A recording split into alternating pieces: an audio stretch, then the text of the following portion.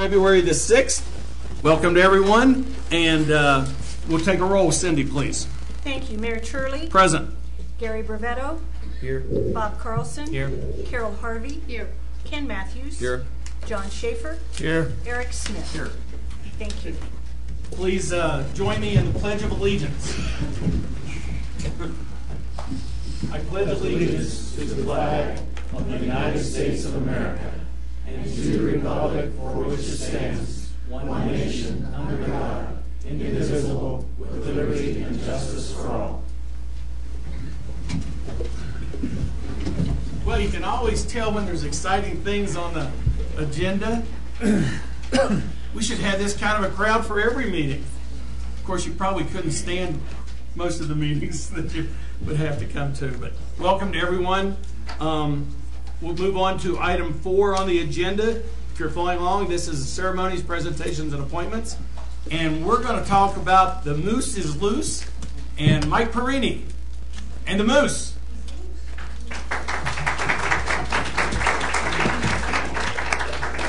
And Mike, just so you'll know, I did see that video clip on YouTube there that you did with the radio station or TV station. So do we have to move out of the county now? No, I think you could stay.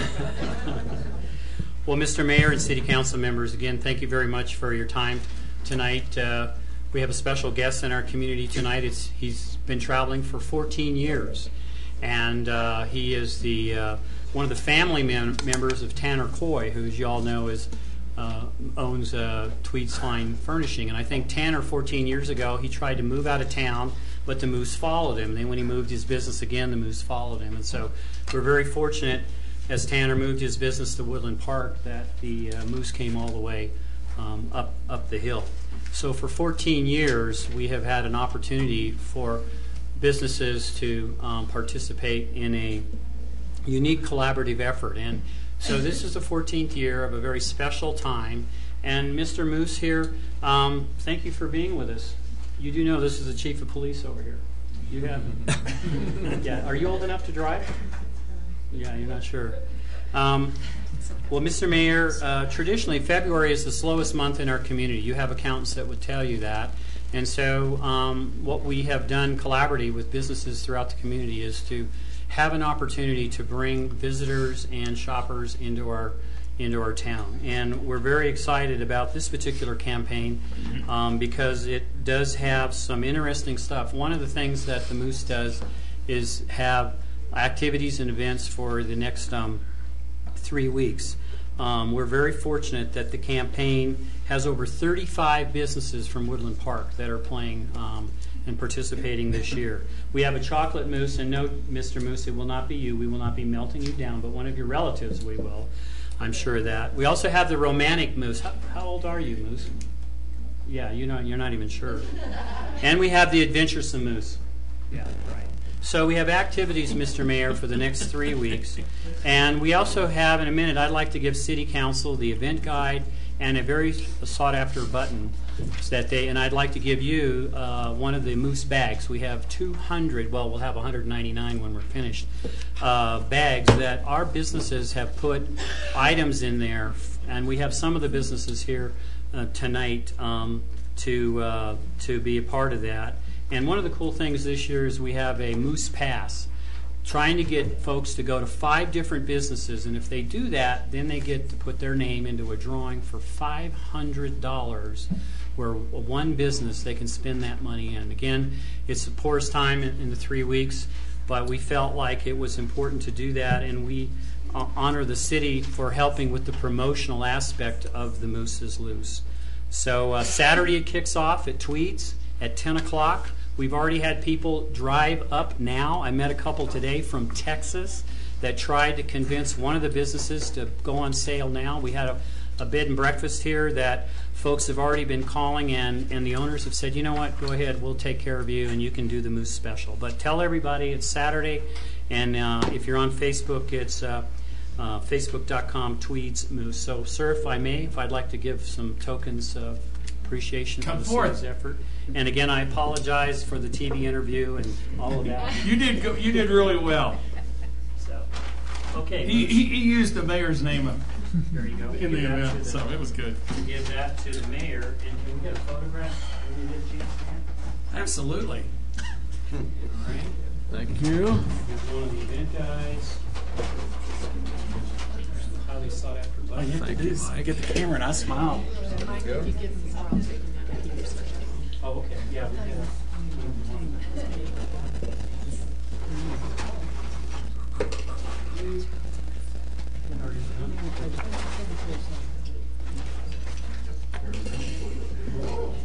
I'll let you give it to me. Yeah, there's over $350 worth of items in there. And, okay, so that is the lawyer move, so we have to be real careful. All right, so we can get a photograph. Oh, are you going to be in it? No, it's about the moose. Hang on, wait a minute. Let's look here first. Okay, moose. Moose. Smile. Smile. Moose. Smile, Moose. Yeah. And then over here. Very good. Thank you. I'm going to ask you a question. Mike, come back over here.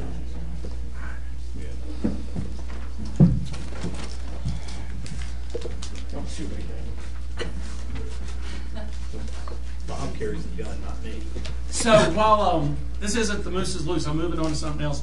But since I have Mike here, maybe 2-minute update on what's going on with the bicycle tour. Oh, okay. Sure.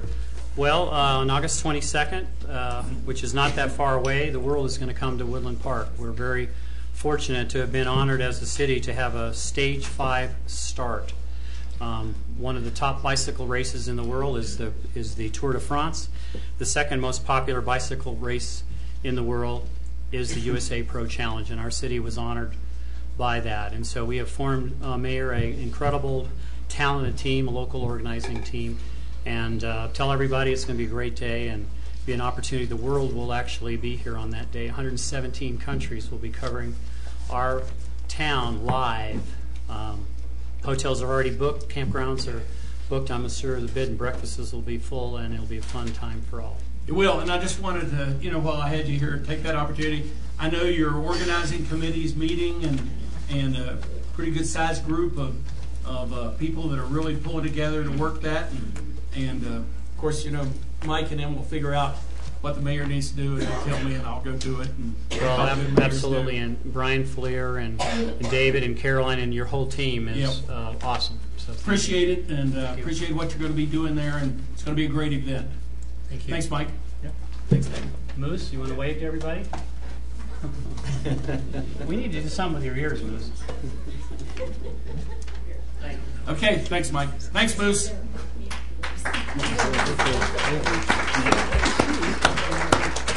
So we'll now move on to item 6, the consent calendar. And for that, I'm going to turn... item 5. Additions, deletions, or corrections to the agenda. Thank you.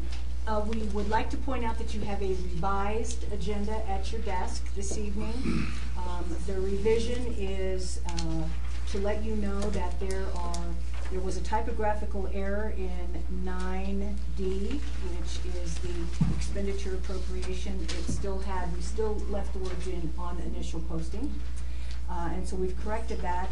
And then the other 2 items are that there are additional correspondence letters on your table as it relates to agenda item 9B. And then there is some information from the city attorney as it relates to agenda item 7A. That's all. Okay, thanks, Cindy. You're welcome. And now we'll move on to item 6, which is the consent calendar.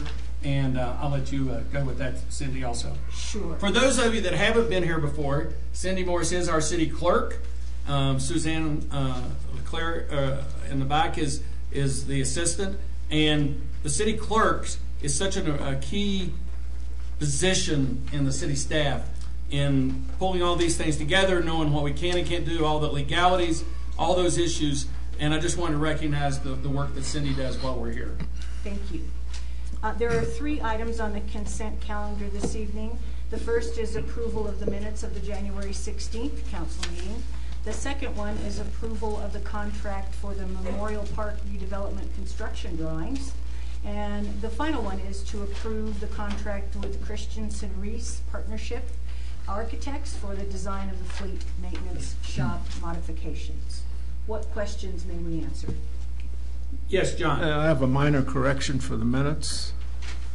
Page 5, second line from the bottom. Community Investment Fund budget for 2014 is $35,500. Thank you. Okay. Any other questions on the 3 items on the consent calendar? Hearing none, I'll take a motion including John's correction.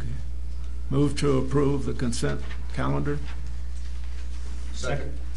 Okay, I have a motion and a second. Any further discussion by council?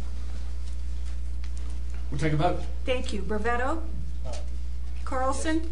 Yes. Harvey? Yes. Matthews? Yes. Schaefer? Yes. Smith? Yes. Turley? Yes. Thank you. Motion carries unanimously. Moving on to item 7, we do have one item of unfinished business, and I will turn to our city attorney for kicking that off with us. Yes, thank you, Mayor and Council.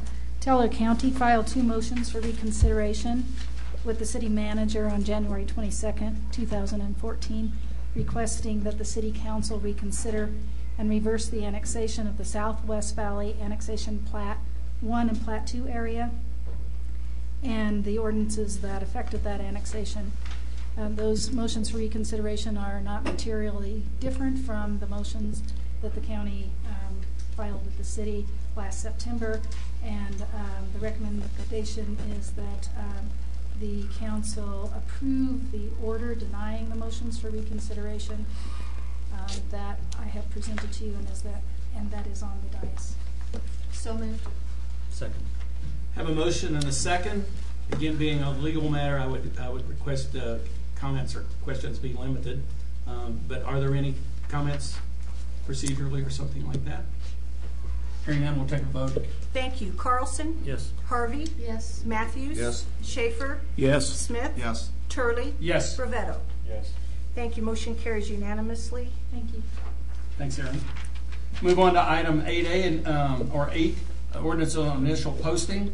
Item 8A is to consider ordinance number 1206, amending the municipal code. And I won't say any more on that now. I'll just turn it to our Director of Planning, Sally Riley, and let her introduce this to us. Thank you, Mayor Turley, council members. This is ordinance 1206, which is expanding the Woodland Station Overlay District to include the former AmeriGas property as requested by the current owners of this property. It's approximately 0.9 acres. Kip Unruh and Arden Weatherford are interested in being part of the Woodland Station Overlay District.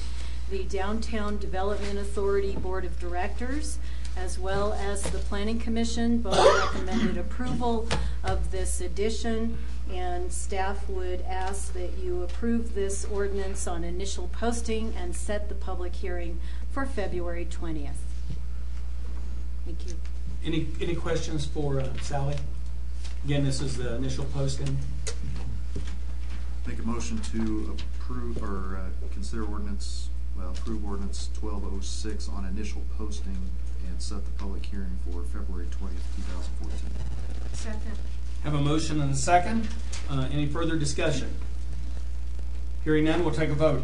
Thank you. Harvey? Yes. Matthews? Yes. Schaefer? Yes. Smith? Yes. Turley? Yes. Brevetto? Yes. Carlson? Yes. Thank you. Motion carries unanimously. Then we'll move on to item 8B, which is ordinance number 1207. Again, this is an ordinance on initial posting, and this is concerning the use of revenues derived from the Woodland Park City lodging tax. And for that, I'm going to turn to our City Clerk, Cindy Morris. Thank you. Earlier, the City Council and the City Manager talked about the expansion of the use for the funds that are generated by the 5.7% lodging tax that was approved by the voters a number of years ago. In particular, the referred measure that we would present to the voters at our April 8th election would allow for a broader use of the funds for the improvement in the downtown area, to include in economic enhancement and sustainability, capital projects, and the annual operating and maintenance expenses for beautification and streetscape purposes, which was originally approved by the voters when the tax was enacted. The question that's in the ordinance that you see has been drafted by and proofed by our legal counsel, QTAC Rock, as it relates to what you must have for tax type questions. So this would allow a broader use of the funds and not just limit them to beautification and streetscape improvements. If you approve this evening, the public hearing will be on February 20th, and then the referred measure would appear on your April 8th regular municipal election ballots. What questions may I answer? And just for everyone that's might not be aware of what we've done in the past, this is not an increase in any kind of a tax. This is just allowing a broader allocation of how it can be used. And of course, what we're doing is doing this on initial posting, and then we'll have the public hearing, and if it's approved by the council, then we'll put it on the ballot for the election in April. Correct. Yes. And I think when you say the broader use, it's still within the original intent of the tax. It's for economic development of the city. No, that's not absolutely correct. Let me clarify it a little bit. The original intent of the lodging tax, which is very common in many municipalities within the state of Colorado, and varies from less than 1% to as much as 10.75% in the Denver area, was strictly for beautification. Half of the municipalities in the state use a lodging tax for that reason, for beautification. The other half use it for economic development, marketing, promotion. What we want to do is have the ability to use the fund for both. And right now the ordinance, as it was passed in, I think, 2003, Yes. doesn't allow us to do that. The revenue stream sufficiently took care of many of the capital projects and many of the projects that we wanted to do in the downtown area. So now we want to do other things that help market the town and promote the town, but still take care of the beautification, still take care of the streetscape, still take care of the single Parks, Buildings, and Grounds employee that really takes care of our downtown area. So it is a broader use, and so it's not in keeping with the original intent, but it certainly is in keeping with what other municipalities do. And I just want to reiterate what the mayor says. This is not a new tax. This is not an increase in the tax. It's a redistribution of the revenue generated from that tax. And it is a lodging tax. That's correct. It's a lodging tax. So unless you stay in a local hotel, you won't be paying this tax.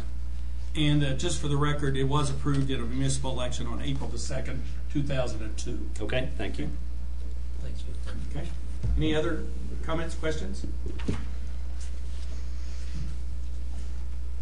I'll move to approve ordinance number 1207 on initial posting for public hearing on the 20th of February.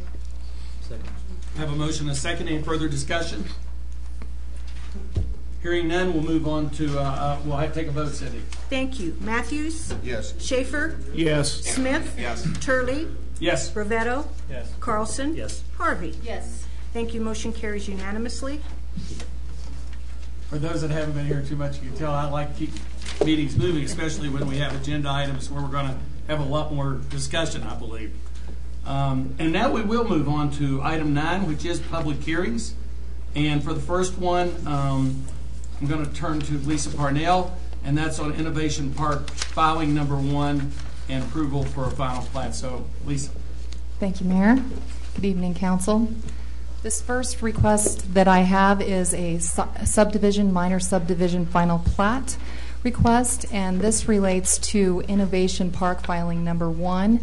This is for our applicant Sharon Roshek. Sharon Roshak is ill this evening, is unable to attend. However, she has sent back to her, in her absence, she has sent Steve Roshak. Steve does what he's told.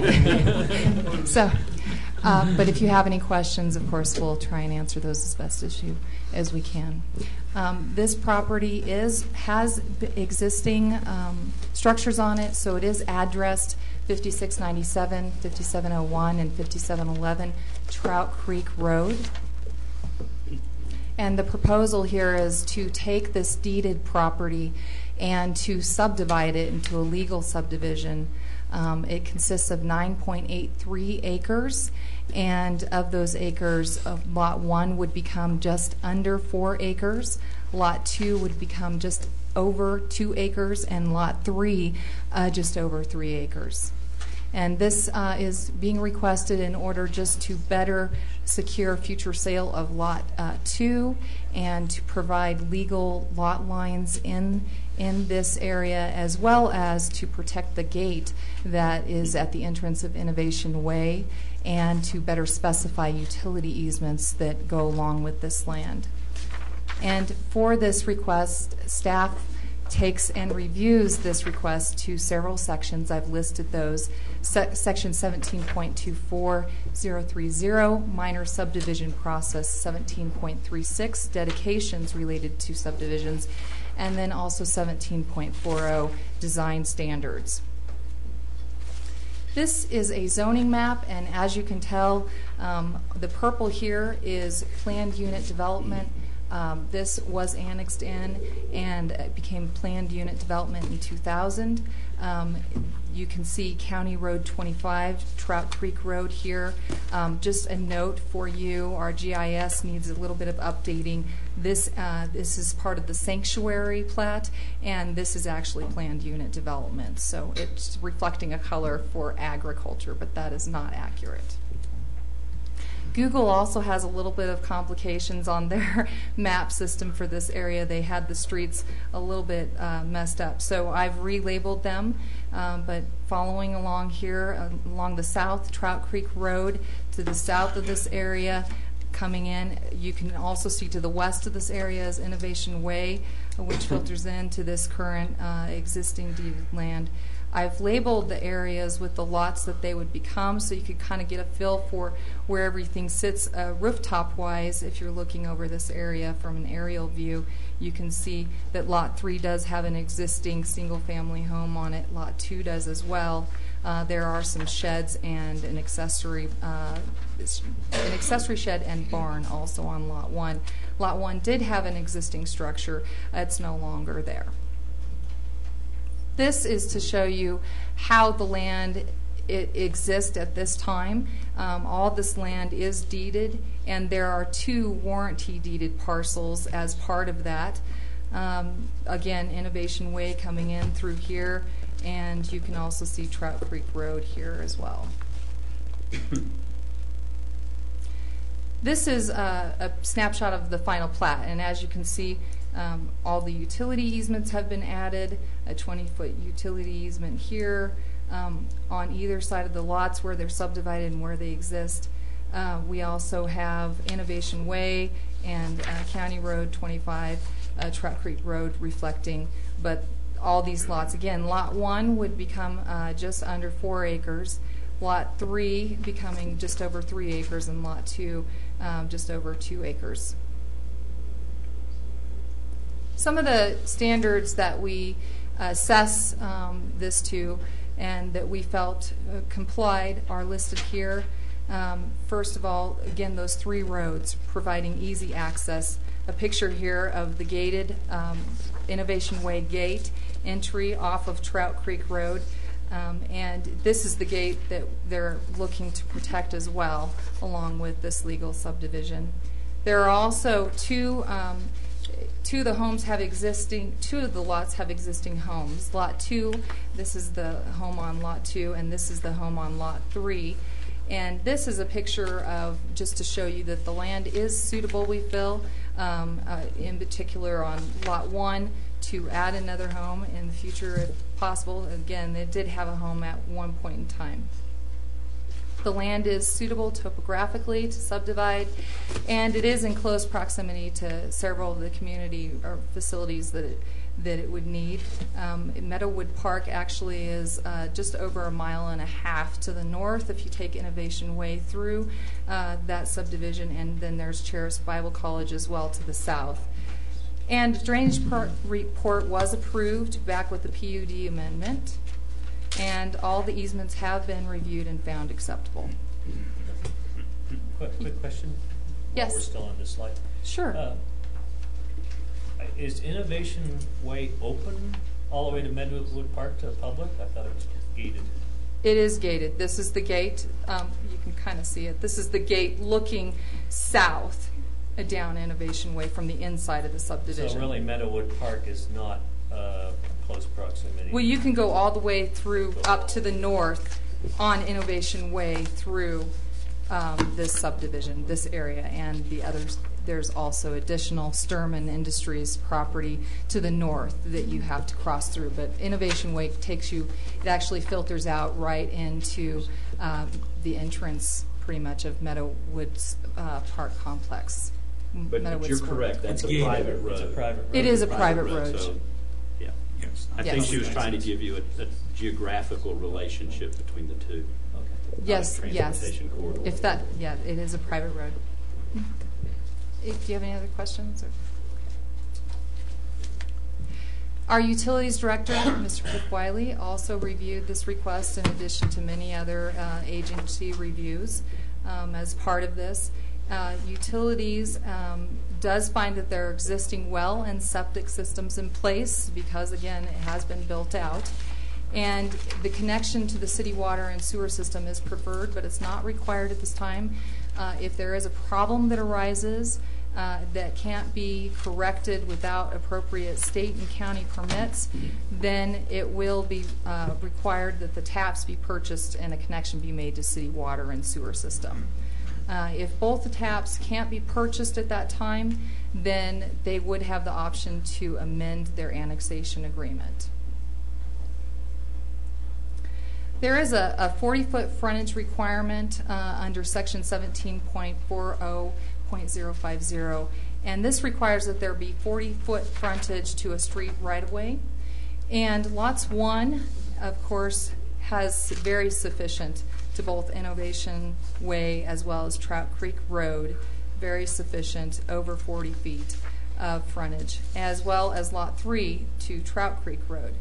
However, Lot 2 does not have that. What it does have is an ingress-egress utility easement. And this has been in place for quite some time and is currently used to access Lot 2, which has that already existing structure on it that I showed you a picture of earlier. And as part of this requirement, we're asking, as part of the subdivision, that the 40-foot frontage requirement for Lot 2 be a variance as part of this request. When it comes to land dedication under Section 17.36, we did find that dedication for parkland for this particular subdivision is not applicable because of the fact that it's not significant in size and capacity. It's already been built out, and in the past it's been our policy not to assess park capital fees in lieu of that as well with other subdivisions when they're built out. There is, again, that Meadowwood Sports Complex just a 5-minute drive north through on Innovation Way, and it seems as if Charis Bible College has their own sustainable park needs. They do have the picnic area as part of that college area that they have as well. So we took this recommendation per the guidance in this section to Parks and Recreation Board on the 8th of January, and they have unanimously approved that recommendation, and we bring that forward to you from Parks and Rec Board. Excuse me, I do have a question. Sure. Absolutely. I already asked a question about Meadowwood. The Charis Bible College, is that gated also? Can the public go in and use the park there that you talked about? Right. Yes, Charis Bible College is gated. But can the public use the park? Because I guess one of the ideas of coming up with a new development is some parks reserved for parks.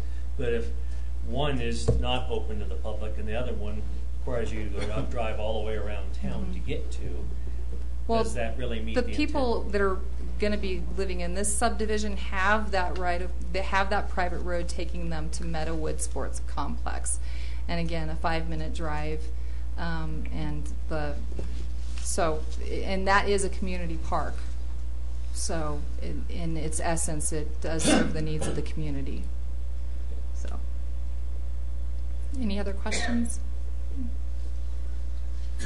So it's our recommendation to approve this final plat, and along with that is a 40-foot frontage requirement variance for Lot 2, and approval of the recommendations that the park land dedication or fees in lieu of park land dedication not apply to this subdivision prior to the City of Woodland Park recording the Mylar for this minor subdivision final plat.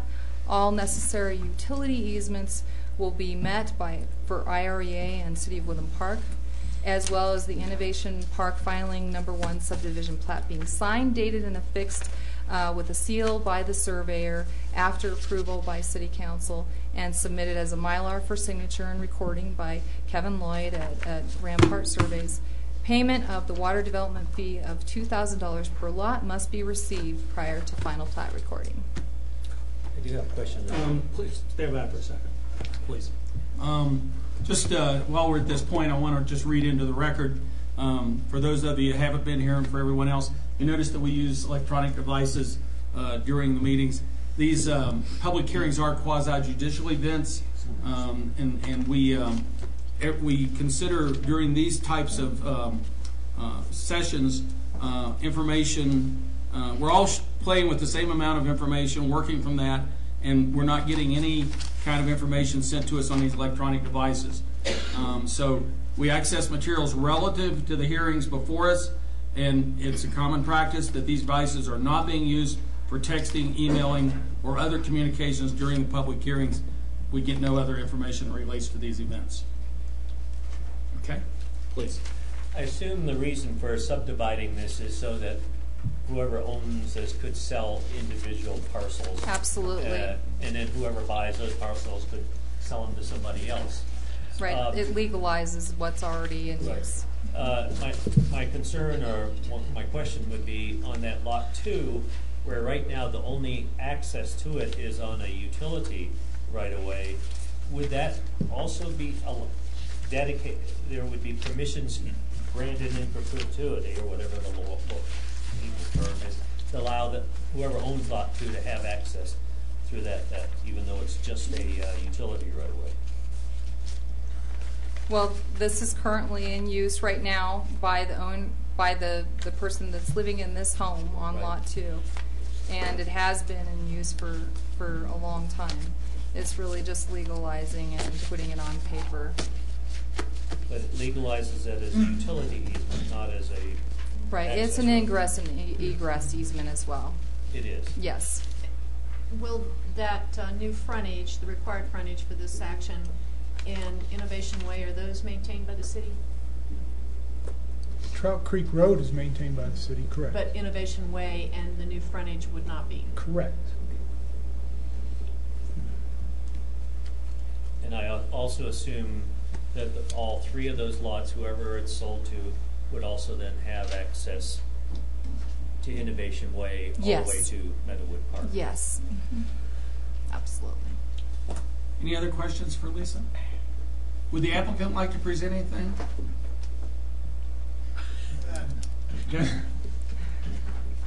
Unless you have questions that he would... Okay. At this time, then, I'll open up the floor for any public comment on this issue. If anybody would like to speak on this issue, please come forth. Hearing none. Any final questions for Lisa? Hearing none, I'll entertain a motion. Move to approve the Innovation Park filing number 1 final plat to subdivide unplatted tracts of land, including parcels 1 and 2, as listed under reception number 296337, with the recommendations of the planning staff. Second. Motion a second. Any further discussion? Hearing none, we'll turn to Cindy for a vote. Thank you. Schaefer? Yes. Smith? Yes. Turley? Yes. Brevetto? Yes. Carlson? Yes. Harvey? Yes. Matthews? Yes. Thank you. Motion carries unanimously. Now we'll move on to, thanks, Lisa.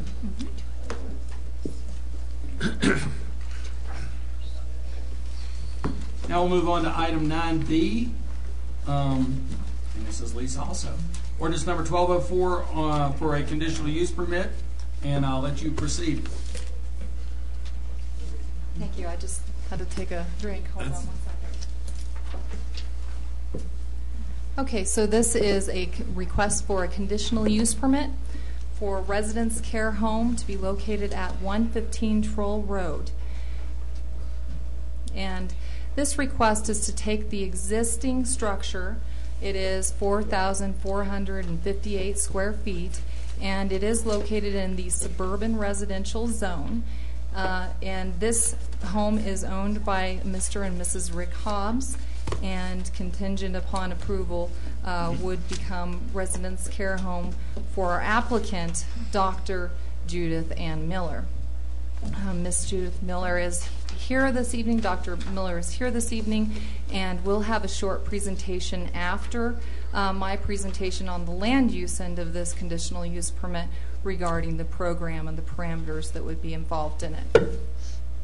And this residence care home would be for the recovery of no more than 8 professional career-oriented women who misuse prescription medications. And in accordance with the table 18.09.090, table of permitted uses, there's a section on health services, number 1, residence care homes, in accordance with section 18.33130, and making it a conditional use permit that's required in the suburban residential zone. So that's why we're here this evening. This is a zoning map. This is to show you it's 2.5 acres located at 115 Troll Road. And this is, as you can tell, zoned suburban residential. There is a mix of uses in this snapshot. The bright pink is community commercial, and that is obviously along the Highway 24 corridor. And then also to the south, we have multifamily residential zone down here in the Elk Grove community area. The bold that you see here is to indicate that the area to the northwest, north, and northeast is all county. And the county did receive our request and was able to review it and provide us with comments, and they did send back formal notification on the 7th of January that they had no objections to this conditional use permit and this use. They did provide a couple of recommendations which we had already followed up on as part of our analysis in our planning department in accordance with our conditional use standards. This next snapshot is to show you the rooftops if you were to fly over the top of this area, and to give you an idea of what businesses and residences exist in this area. Again, our home that is being requested for this use is in the circle here. That's 115 Troll Road. And then you'll notice to the northeast there is the Woodland Bed and Breakfast, and that is, of course, in the Teller County jurisdiction. And then to the west and south of it, you will see 77 Troll Road. That's the nearest single-family home to this home here. And then also, you'll note that down by the corridor of the Highway 24, we have Andrew's Candies, and we have Swiss Chalet Restaurant. And then again, here's the Elk Grove community from looking at it from a bird's eye view. This is a site plan, and what this really is going to show you mostly, again, Teller County jurisdiction around the top here to the northeast and northwest. We also have a very long ingress-egress driveway to this property. It's over 180 feet from Troll Road.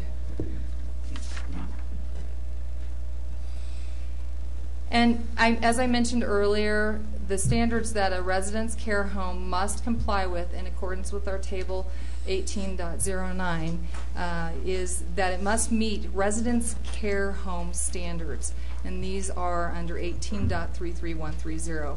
I'm going to go through those standards and then describe how we feel that it complies, and then I'll be going through the 11 conditional use permit standards, but I'll probably go a little bit quicker through those because they are a bit redundant. So the first standard here is that it must be constructed or maintained to appear as a dwelling similar to the dwellings that are found in the area or the neighborhood.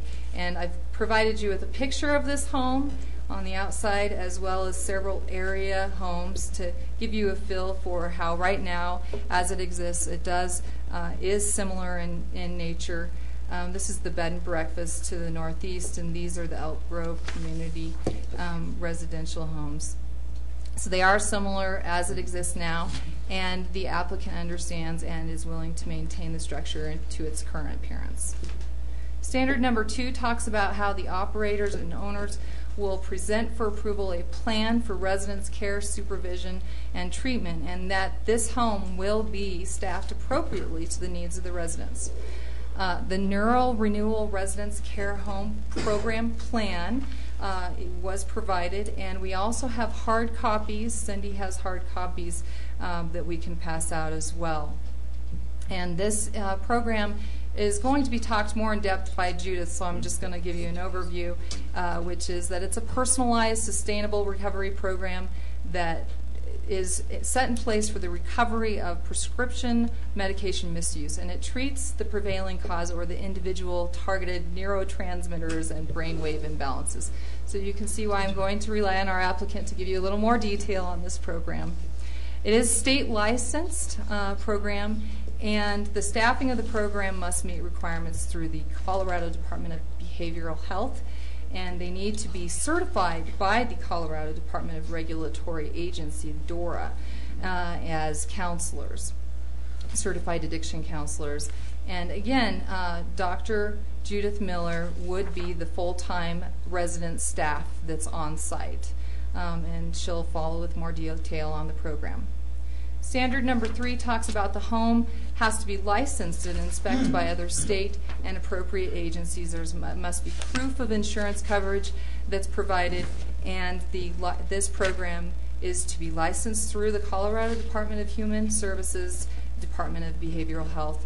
Licensure right now for this specific location has been submitted, and it's a condition that she provide us that proof prior to operating. A field supervisor is a part of this process through the Department of Behavioral Health, and they do make field inspections, particularly when they open up, and as well as approximately annually for sure and when warranted. Also, proof of insurance and a copy of state licensure are conditions and must be received prior to operating the facility. Standard number 4 talks about the number of residents per home and how it will be determined by Planning Commission.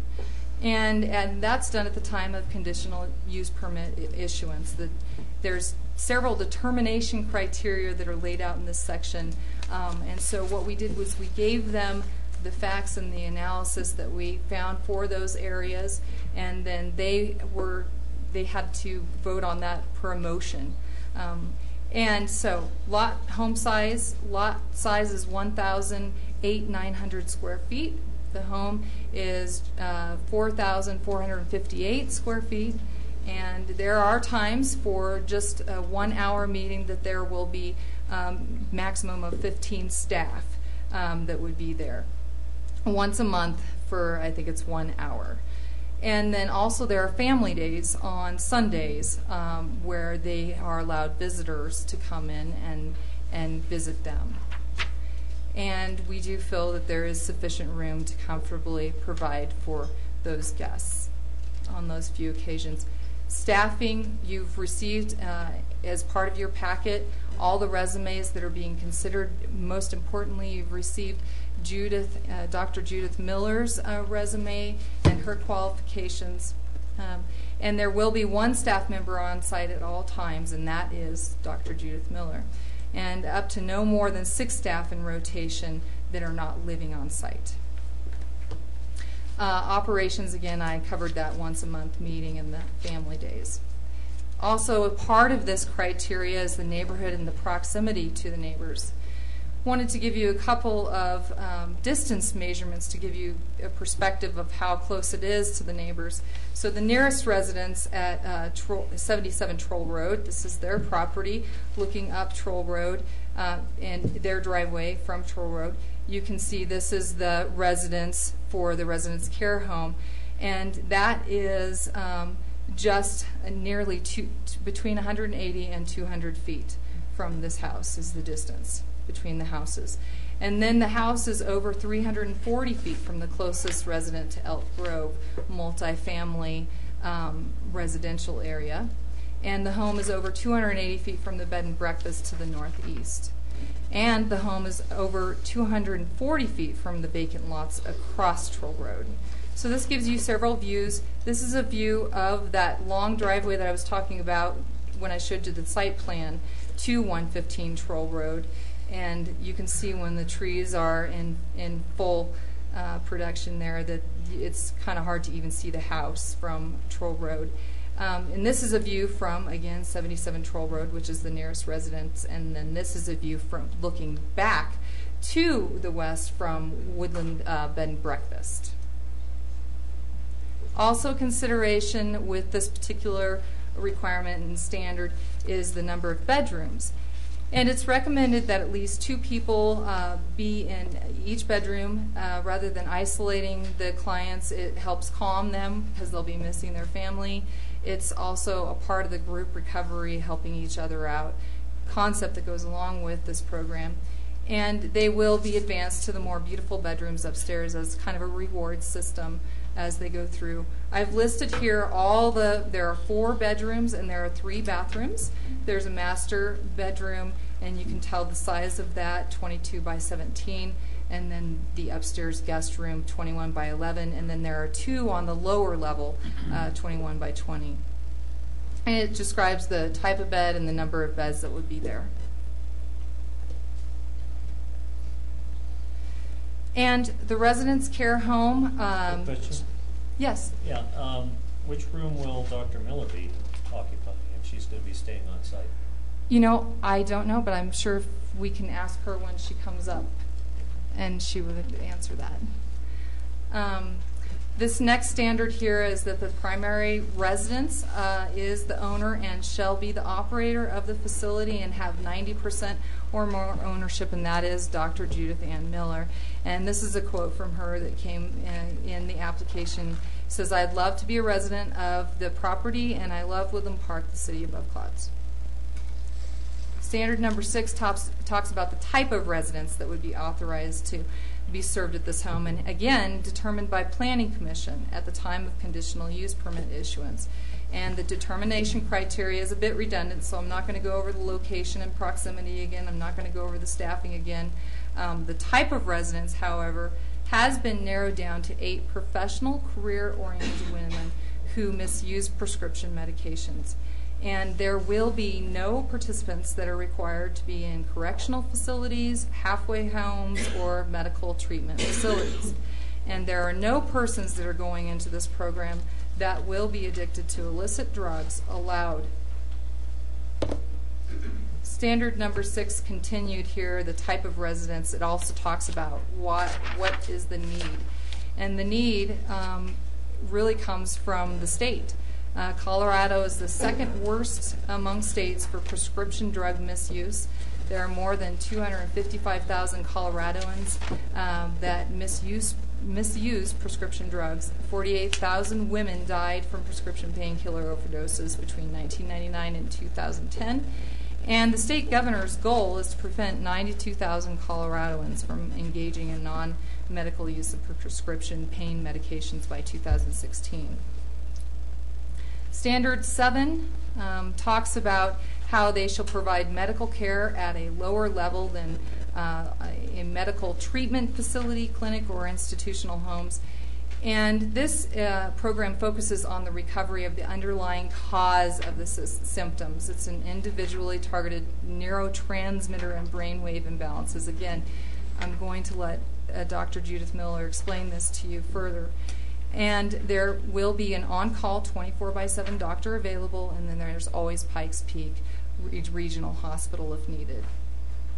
Standard number 8 talks about the home needs to be required to either be built or be modified to meet current uniform building code requirements and the appropriate occupancy classification. And this home was built and did receive a certificate of occupancy in December of 2004, and then very recently in December of 2013 received approval for a remodel to the lower level, which also spawned inspections from the building code standpoint.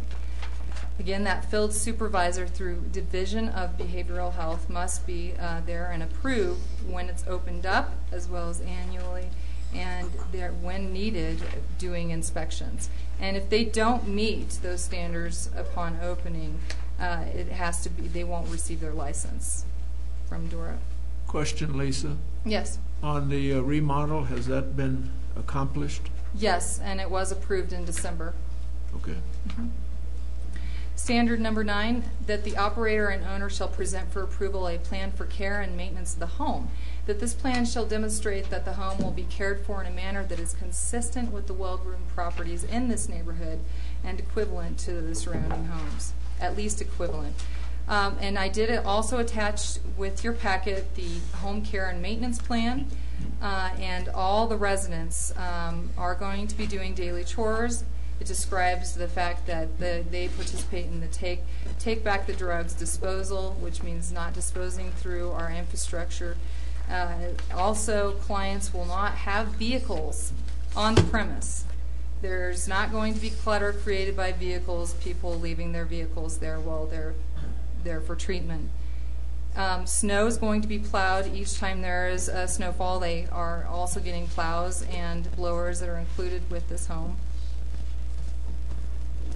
And I do just want to mention that those areas that Planning Commission needed to approve, those separate areas, the type and as well as the number, did receive approval on all those motions were approved unanimously. Going to breeze through the conditional use permit 11 criteria here. This location we feel is well suited. It demonstrates a direct need to be located here because of the fact that this is an area of mixed uses, and it is sufficient distances from the local residents. And the placement is good for topographical reasons, as well as it creating a serene outdoor amenities that are provided with this home, lend to the therapy and the resident need for being anonymous. And also, there's very minimal mitigation that is needed in this matter. The only thing that was talked about was the parking. There's very sufficient parking, and I'll talk about that in a little bit. But when visitors visit, they've put into play they've worked with the bed and breakfast owner, and they'll be staying there and parking there. So that was one mitigation. Criteria number 2 talks about not endangering public health and welfare. Again, that remodel, recently approved building code was looked at that time as well as during certificate of occupancy. Clients are going to enjoy time as part of the treatment program, going to be highly motivated to reunite with their family. And also remaining anonymous, very important to these professionals, so that they, it's a part of that, remaining anonymous when you're a professional and just being a little more internal to your location. Career-focused professionals. Criteria number 3 talks about not substantially injuring the value of your property, value of vicinity properties. And this, again, mixed use with ample buffers, sufficient distance from the residences. Personal contacts have been made with many of the neighbors by our applicant, and public notification procedures were followed in accordance with this particular permit. Criteria number 4 shall be in harmony with the area that it's located. It's similar to the other dwelling units in the area, And it's welcome to have a mixed-use area that offers amenities within walking distance, yet it's still adjacent to residential area as well. Criteria number 5, conforming to all city plans. We're talking about growth management, transportation, utilities, capital improvements, and downtown redevelopment, which doesn't apply here. The future plan map shows that this area will continue.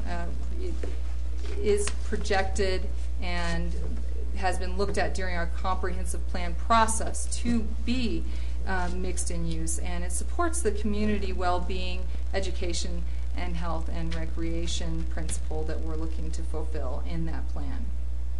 Conforms to city regulations, including zoning, subdivision, and utilities. This permit was sent out for review to city finance, utilities, engineering, along with planning staff reviewing and Teller County planners reviewing, and has received support approval. And in December of 2013, again, approved for that remodel. City business license is a condition. You'll see that at the end. And the current city utility service lines have been found to be able to sustain 8 residents and 1 staff. Well, the next condition is accommodating on-site traffic and off-site traffic that may be generated. This, the traffic in and out is going to be at fewer than 10 trips per day. It meets the parking requirements for residential boarding rooming homes, which is 1 space per each bedroom, and again, 4 bedrooms in this home. And this is a picture of the parking options. There's a 3-car stall here. There could be 4 cars in front of the garage, and there's a parking area over here facing the bed and breakfast where 2 cars could also be parked. And again, visitors will be staying at the bed and breakfast. There's a short walking distance to visit as well. Okay, you mentioned earlier that the residents there will not have their cars. That's correct. And you're not going to have a lot of clutter of cars in there. That's but correct. You just mentioned a whole bunch of parking spaces and that sort of thing.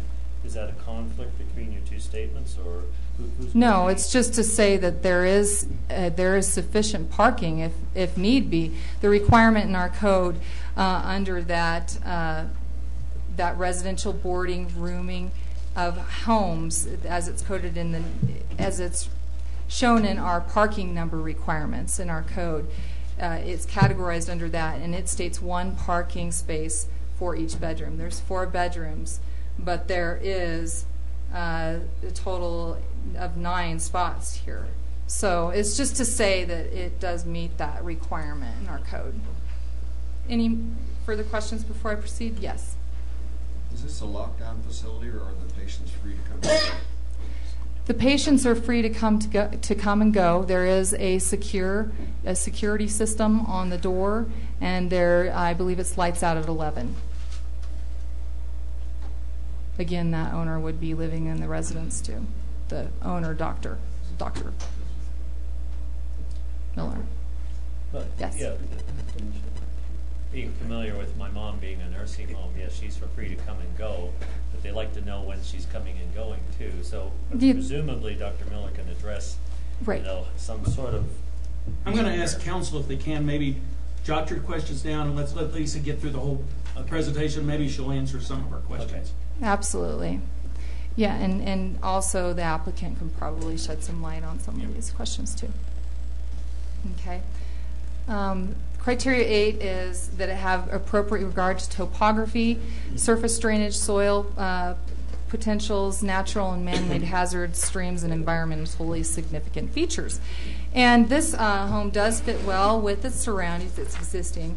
But also, just as a note, that as part of that approval to that remodel that took place in December, and it was approved on 24 December 13, they made special adjustments to a flooding issue that they were one of those during that 100-year flood that took place in August that suffered some water damage. And so the current owners, Mr. and Mrs. Hobbs, have gone to great lengths to make sure that that never happens again. So as you can see here, they've added an overhang, and they've asphalted and sloped this area next to the backside where they had issues.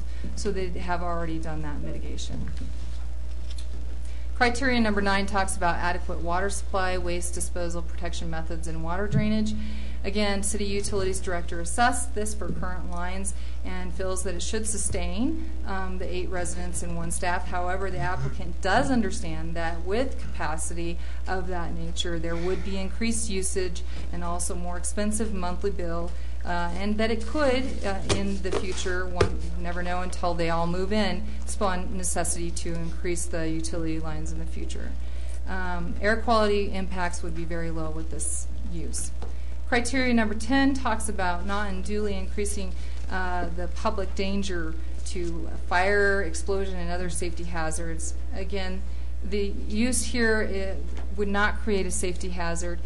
The remodels checked out all of those safety-related issues that would be a part of a home, and it's been approved in December. And then also that division of behavioral health inspection and approval that's required for their permit and license. Criteria number 11 talks about the amenities and providing architectural design and schemas and other aesthetic enhancements. And honestly, this is a part of the reason that the applicant is so interested in this area. It has wonderful gardens, serene, lots of wildlife, and added some pictures here for you to see. So there's not going to be any proposed changes that are recommended to the interior or the exterior with this particular home. So we do feel it meets all 11 criteria. Again, Planning Commission did approve this permit on all 3 motions, meaning the use. They also approved it for the type and number, as well as the plans, the program plan, as well as the home and maintenance plans. They approved all 3 of those unanimously. And so staff and Planning Commission is recommending approval, and I'm going to read these verbatim. For the purpose of operating a residence care home in accordance with section 18.33.130 of the Municipal Code for recovery of prescription medication misuse. Number 2, the type of residence being excluded to no more than 8 professional career-oriented women and 1 full-time live-in CEO resident owner for this program. Number 3, the operations of this in-home care will adhere to the approved program and home care and maintenance plans as submitted by the applicant as part of the conditional use permit. And there are conditions that we're attaching to this conditional use permit. The property and use is subject to the following conditions. The state license for this residence care home will be obtained, and prior to operating the facility, a copy will be provided to staff. Proof of insurance must be received by staff prior to operating the residence care home. Applicant must submit an application and receive approval for City of Woodland Park business license and payment for the fee in the amount of $50. This license must be renewed annually. And so, are there any questions? Let's move on and hear from the applicant at this point. Okay. Let me just take a moment to get her presentation up. I have questions for Lisa. Okay. Well, that have to do with CEP. I'd Okay. like to get those answered Okay. first. First, what is the zoning designation of the county land? I believe it's residential, but I'm not 100% sure on that.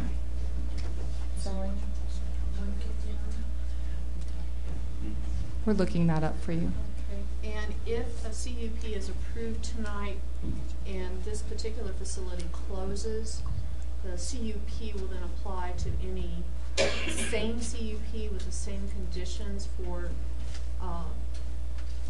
residential home care use would then convey to the next use of that land? A conditional use permit after 2 years of vacancy would no longer apply, but as long as it was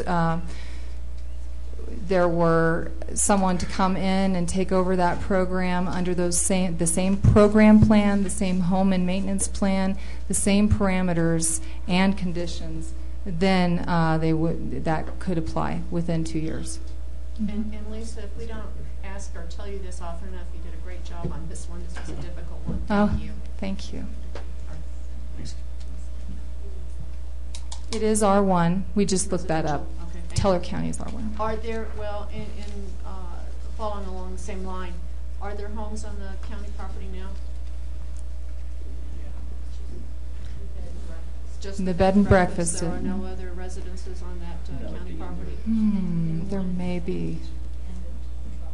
Yeah, at the very top and the end where it dead ends, there is a home. Yes. Thank you. Okay. Are there any other questions for me that I can answer? Can always come back and answer too if you have any. I'm just pulling up her presentation. Okay. It'll be just a moment. Okay. Dr. Miller? Oh, I can.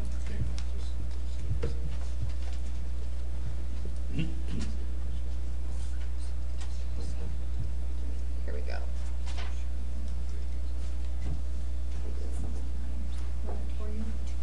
Welcome, and I would ask you to state your name and address for the record, please. Good evening, Mayor and Council. Let's pull the microphone down so that we want to make sure that everybody here can hear you, as well as the people that are out watching on TV. Does this work? It does. All right. I'm Thank Judith Miller, and my home address is 41250 Alford Road, Simla, Colorado. Okay? I wanted to start out by telling you how important this program is, because, as you see, I've been speaking with the governor, and he has a report here that I think all of you have in your packet. If you don't have, I'll get you one. It's a very prominent program in our state.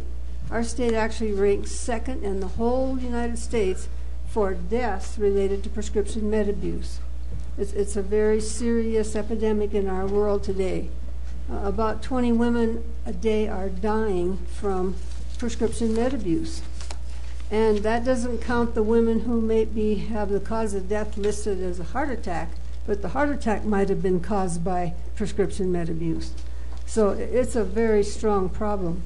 This will be the first program in the whole United States that's dedicated specifically to prescription med abuse. And after running an addiction recovery program for the last 12 years, I realized that prescription med abuse and addiction requires a different sort of treatment protocol than the illicit drugs, say cocaine, marijuana, heroin, and meth, and all the other drugs. It requires a different protocol, mainly because we have to titrate the women down from their meds very carefully. We will have a nurse on duty at all times, and we will be contracting with doctors so that we have a good titration plan. If people come in and stop cold turkey on their medications, they could have a seizure and die. So it's very specific that we have to have a specific tailored program for prescription med abuse. So that's why this program has been developed. It's a very scientific program because we work with the brain. Addiction is a brain disease. It's no longer called a mental health disease. It's no longer called a moral disease. It's something that is created in the brain, and it can also be treated in the brain. And so we do treat the brain. It's more than just a 12-step program. In fact, most programs in our nation treat addiction by giving people meds. And all it does is prolong the condition, and then the people get addicted to the meds that they give them. And so our program does work with the brains. The first thing we have to do is rebalance the neurotransmitters that have been damaged by the drug use. And we also do low-energy neurofeedback, which is a program that has a regime that's been developed about 30 years ago, and it's just now becoming very prominent in our state. We do have several offices around the area, at least 10 offices where we're doing outpatient work with the low-energy neurofeedback. And what that does is create new neural pathways in the brain so that the brain can actually function optimally. When someone has been under the influence of medications, the prefrontal cortex, the part of the brain that is the executive portion of the brain, the part that makes the decisions, that runs the lives of people, it has been compromised by the drugs. And this causes the addiction to get worse. We also have the biomat, which is a very wonderful thing for helping people relax and to recover and become detoxified. It has amethyst crystals in it, and it's just a wonderful device that we use. So the three things that we use in our scientific model to repair the brain are neurotransmitter repair with good nutrition and with nutraceuticals and with the low energy neurofeedback and with the biomat. We also do the regular therapies that all the other programs do, the cognitive therapy. And one of the things that we've determined in the last years that we've been using the LENS machine, the low energy neurofeedback, is that it does prepare the brain so that the cognitive part will actually work. Most of the programs that just give people drugs to maintain their behavior while they're in the program, their brain doesn't work well enough to understand what's going on in the classes and in the therapy. So it's very scientific that way, and we do have to have the brain working before they could learn a new lifestyle and a new productive life. We have other adjunct therapies. We do EMDR, which is a form of therapy that's designed specifically for people who have gone through trauma. And we also do tapping to teach people how to handle their anxiety. And these both are very scientifically developed, evidence-based programs. Here's a picture of our biomat. It's just a wonderful thing, and hope all of you get to try that sometime. And just for the record, Councilman Brevetto's feeling a little ill right now. He's going to step out for some fresh air. Do we need to stop? No, we can move on. Okay, thank you. We also have a spiritual component because people sometimes lose their spirituality when they have been addicted to drugs. They've not been thinking well. They've not been taking care of themselves well. So we use the 12 steps. We fully believe that people have to be able to count to 12 in order to do the 12 steps. So by working on the brain, they're going to be able to do the 12 steps. We do talking circles and sweat lodges. We've identified many, many things that people can do here in Woodland Park that will be wonderful for their spirituality. We wish today we had a little time. We wish today we had gone to see the wolves. There's many things that we can do. Go to the top of Pikes Peak. There's many hiking trails around here, many natural things to teach the people how to enjoy life and enjoy nature. Very spiritual things to do. Dr. Miller, I'm going to interrupt you for a moment. This is, just me as one of the 7. I'm really interested in all this, all the details of the steps and everything. I'm not sure that I need that much detail of the steps for my decision-making process relative to the use of the facility. And we have a lot of people who want to speak tonight. I want to hear what you had to say relative to the facility, how it's going to be used. So, I don't know how many of these steps you're going to go through, but I'd like to kind of limit that. I think I'm almost finished. Okay, very good.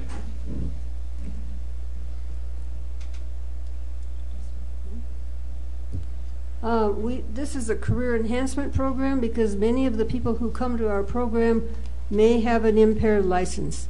Doctors, nurses, pilots, veterinarians, anybody that is required to have a license to practice their career, maybe having problems at their work and their supervisor has determined that they better go to treatment or they will lose their jobs.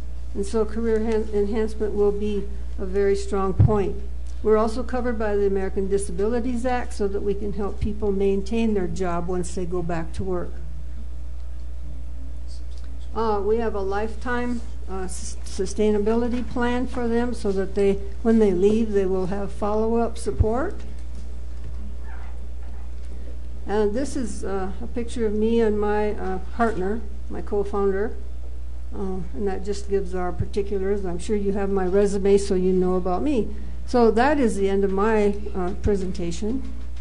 So I'm ready for questions or whatever you need me to do. Okay. Stand by one. Suzanne, Lights. can we see if Gary can come back in? We're getting more into the substantial part and questions, and I'd like for him to be a part of that. If not, then we'll probably take a short recess. Okay? Let's just hang until he comes back in. Could you also get the lights, Suzanne? Thank you.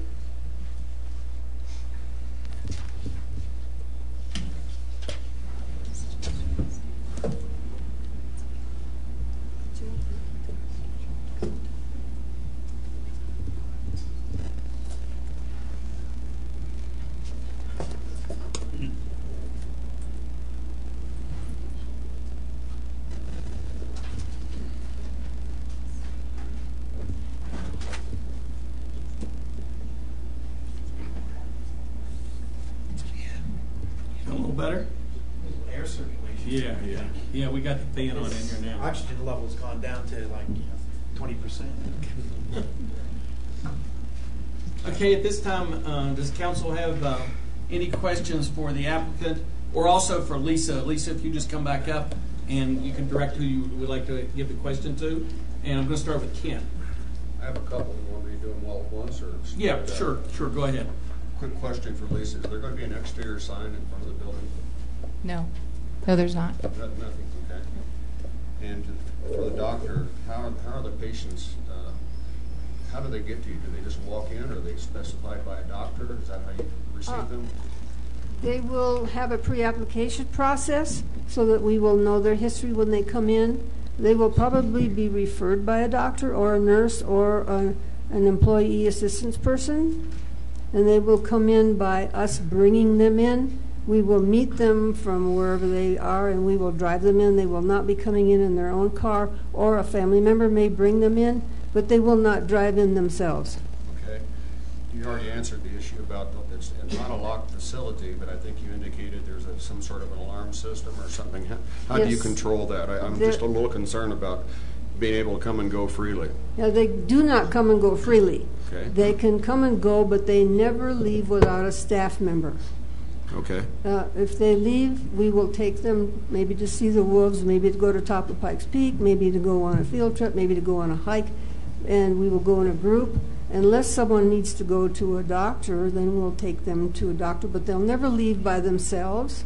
We will always escort them, and we will have a van so that we transport them all together. Great. One last question. This is probably a pretty simple one, but just for my own clarification purposes. When you say prescription drugs, are we just talking pills? Are we also, are you talking, are people going to be having hypodermic needles and taking other kinds of things like that? It's just pills? Just pills. Okay. And is there any concern about the family members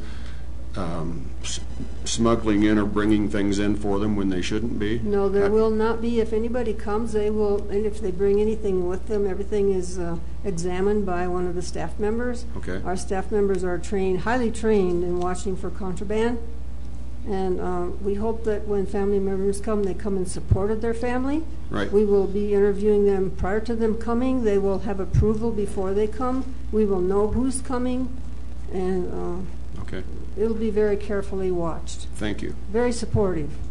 Thank you. Yes, Carol. Will the ownership of the property transfer to you? Are you buying the property, or are you going to lease it? My partner Julie and I are buying it. We'll own it together. Why did you choose this location? I've been looking in this area for the last 5 years, and I finally found a place that I think is just about perfect. It's just, I couldn't change it in any way. I've been wanting to come to Woodland Park for a long, long time because of the spirituality of the community, the trees and the beauty, and behind the Pikes Peak, everything that's here is just conducive to a mountain retreat, a recovery retreat for our program. I'd say that's why all of us are here.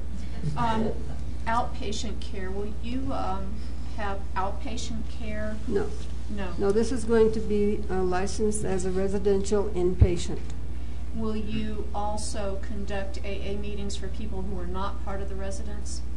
We will go out to meetings probably, but the only meeting we have in our home would be a talking circle, and we do one a week where we sit in a circle and we pass an eagle feather and talk. Neighbors can come to that, or the public can come to that, but usually not very many do. Yes, Bob. I kind of alerted you beforehand during the presentation by Lisa as to one of the conditions of this permit would be that the owner occupy, as I understand it. And given the number of bedrooms, I was wondering how you're going to have 8 patients plus yourself, and so I was wondering what that arrangement was. We may not always have 8 patients at a time, but we're just hoping that we might. I plan to stay in one of the lower bedrooms.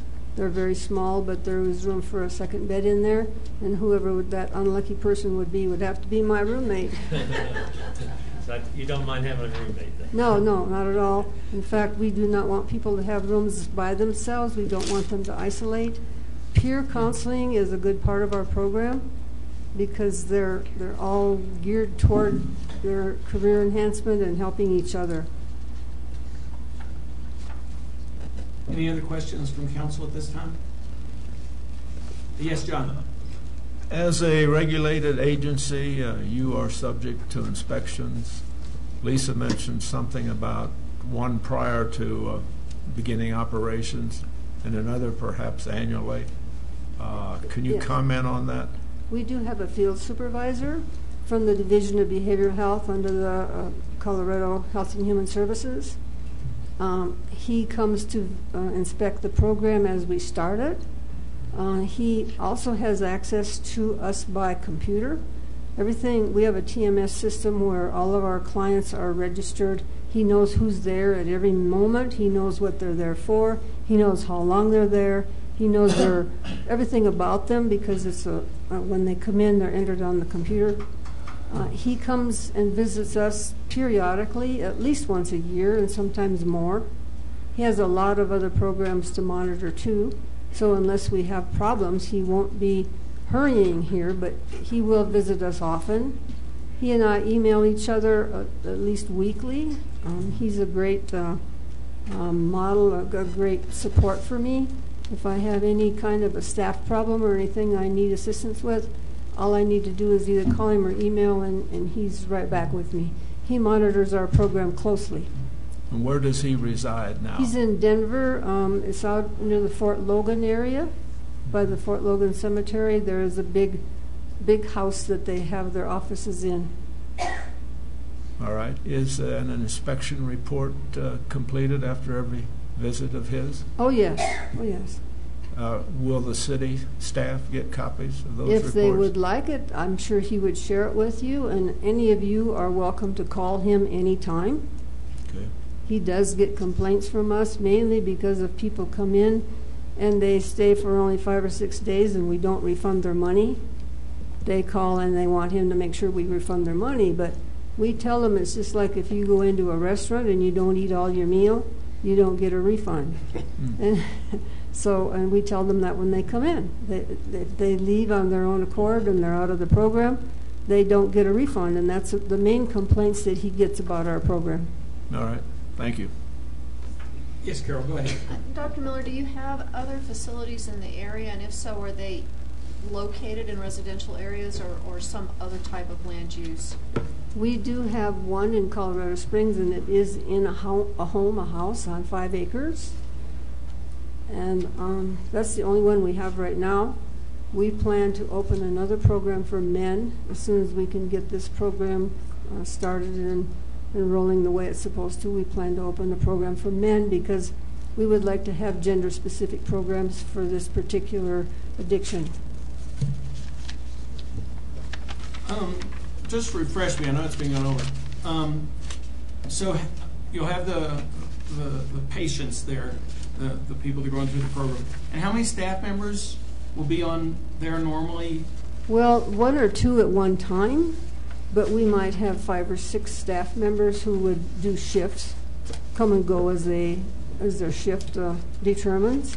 But there'll probably be no more than 2 people at a time there, as far as doing therapy and working with the clients. Is there, I just don't know much about these programs. Is there any kind of a likelihood that the people are there for the treatment, that there becomes any kind of issues that makes it difficult for you to maintain a safe environment for everyone? I mean, is there these people have been on too much prescription medicine? Do they get out of control sometimes? No, they're not violent. They're probably depressed, probably more depressed, and they start feeling good and start interacting. I've been doing this program with all of the drugs, all of the illicit drugs plus prescription drugs for the last 12 years. We've never had an incident of violence. They lived in my own home for 8 years, and I felt quite safe. My husband and I were the house parents for them, and never have we had an incident of violence. Okay? Any other questions from council at this time? You'll have another opportunity. Then at this time, I'm going to open the floor for public hearing. So you may be seated for a bit, and we'll hear from the public. I have, the council has received a number of emails, letters, just so everyone knows that we have those. We have, each of us have reviewed them. And so no matter who you sent the information to, that has been pieced together by the staff, and we all have it. I'm going to actually call your name and come for the public hearing, and I'll do it in the order in which people signed up. I will also we'll keep track. Please limit it to 5 minutes or less, and we'll go from there. And so the first person signed up is Mary Ness. So when you come, please get the microphone adjusted, and we're all friendly, so make yourself comfortable and just state your name and address for the record, and then tell us what you'd like to tell us.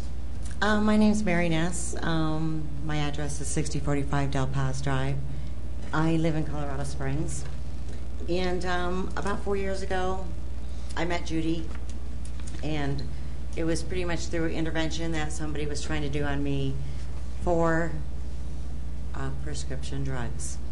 And I walked into her program with 2 bags of total medications, antidepressants, stuff for ADHD, stuff for things that I didn't even have. They had been stacked up over the years from going to doctors and saying, I have this, I have that, I need this, I need that, and the doctors gave me whatever I wanted to have, to the point where I didn't know what was working anymore. I couldn't work my job, couldn't really get out of bed, and at that time she didn't have a bed available, so I went to this other place that was in town, one of the few other places, and I went there for a 72-hour hold, and I came out of there with 2 more prescription meds.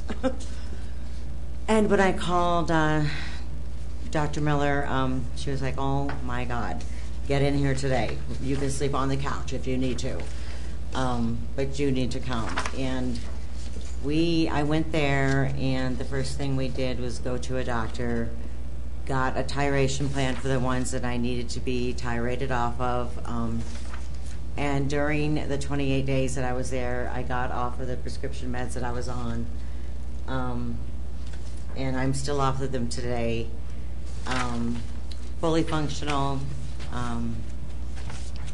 got my life back, got my everything back. As a matter of fact, I am a counselor now for Judy at Courage to Change, and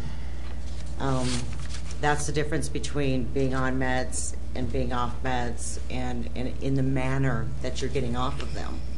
Everywhere that I went, just wanted to keep adding and adding and adding. And I got off them in a very safe manner. I didn't experience any pain. I didn't experience any withdrawals, because the ones that needed the tiration, the doctor gave me the tiration. And I just really owe a lot of my life to Dr. Judy Miller. Yes, thank you. Okay, thank you very much. Thanks. And next I have, and I'm not sure I'll read the last name right, it's Marcy Grimbo.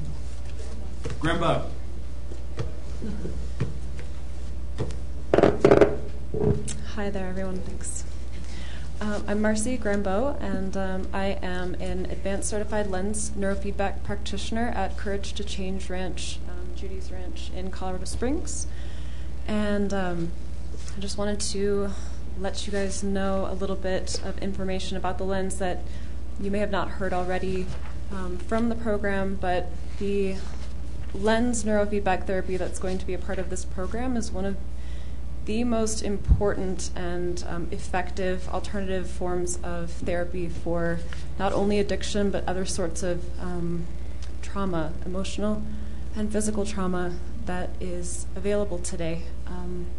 So the opportunity for this to be in Colorado, not only this But this community is a really special opportunity. This is an extremely unique and special and effective way for people to regain control of themselves through increased brain power and just general functioning and overall better functioning in general. So it has personally saved the life of my sister and has personally helped me overcome some emotional and physical trauma that I was also on prescription medication for at one point in my life 10 years ago. So when I was 18, I was put onto prescription medication, and at the same time, it has helped me to overcome these things myself. So it is safe and it is effective. So that's what I'd like to say. Thank you. Okay, thank you very much. And Tom Buchmeyer?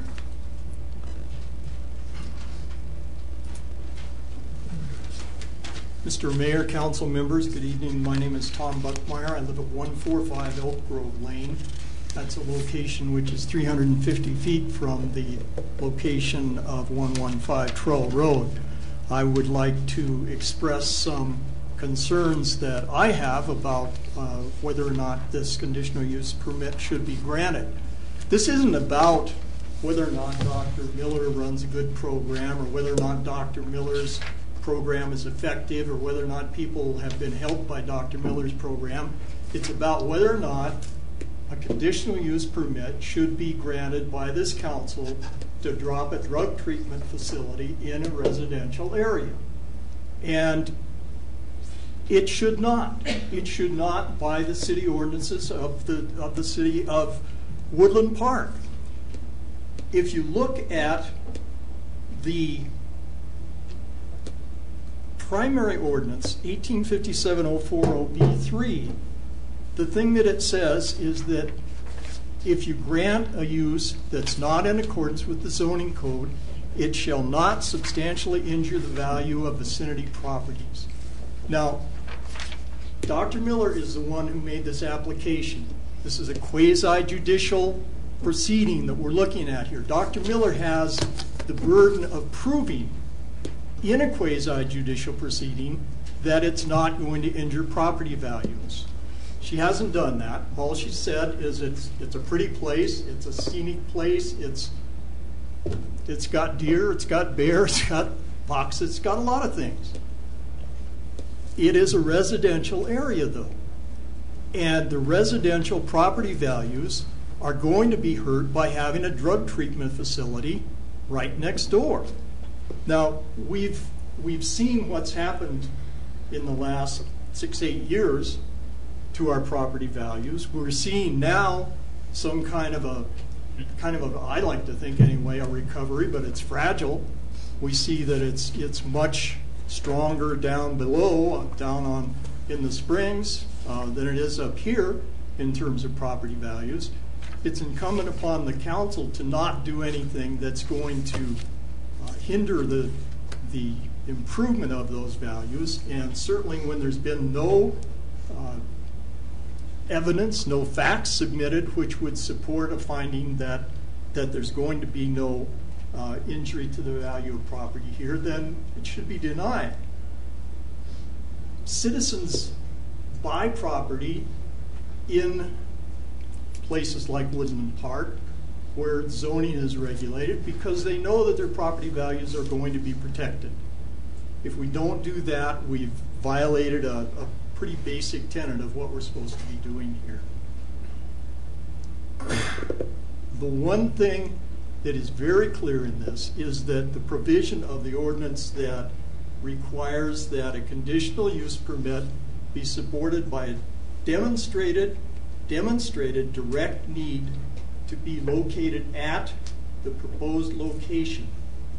Now, there has been no facts submitted here, other than it would be nice, that would support any finding that there is any direct need to have a drug treatment facility. Come closer. I'm sorry, a drug treatment facility in this residential area on Trull Road, or in Woodland Park for that matter. The only thing we get is this generic statement from the governor, who says that there is a problem. Well, you don't have to be the governor to know that there's a drug problem in this country. But they take a statement that the governor of a state of 5.25 million people makes, and they try and bootstrap that into an argument that should mean that we should have, in our little community of 7,200 people, we should have a drug treatment facility to deal with this. It just doesn't wash. About 1 minute. I would respectfully request that the council deny this application. It's inappropriate, and it's not in accordance with the ordinances as they exist. Thank you. If anyone has any questions, I would. Okay. And next to speak is Joby Regal.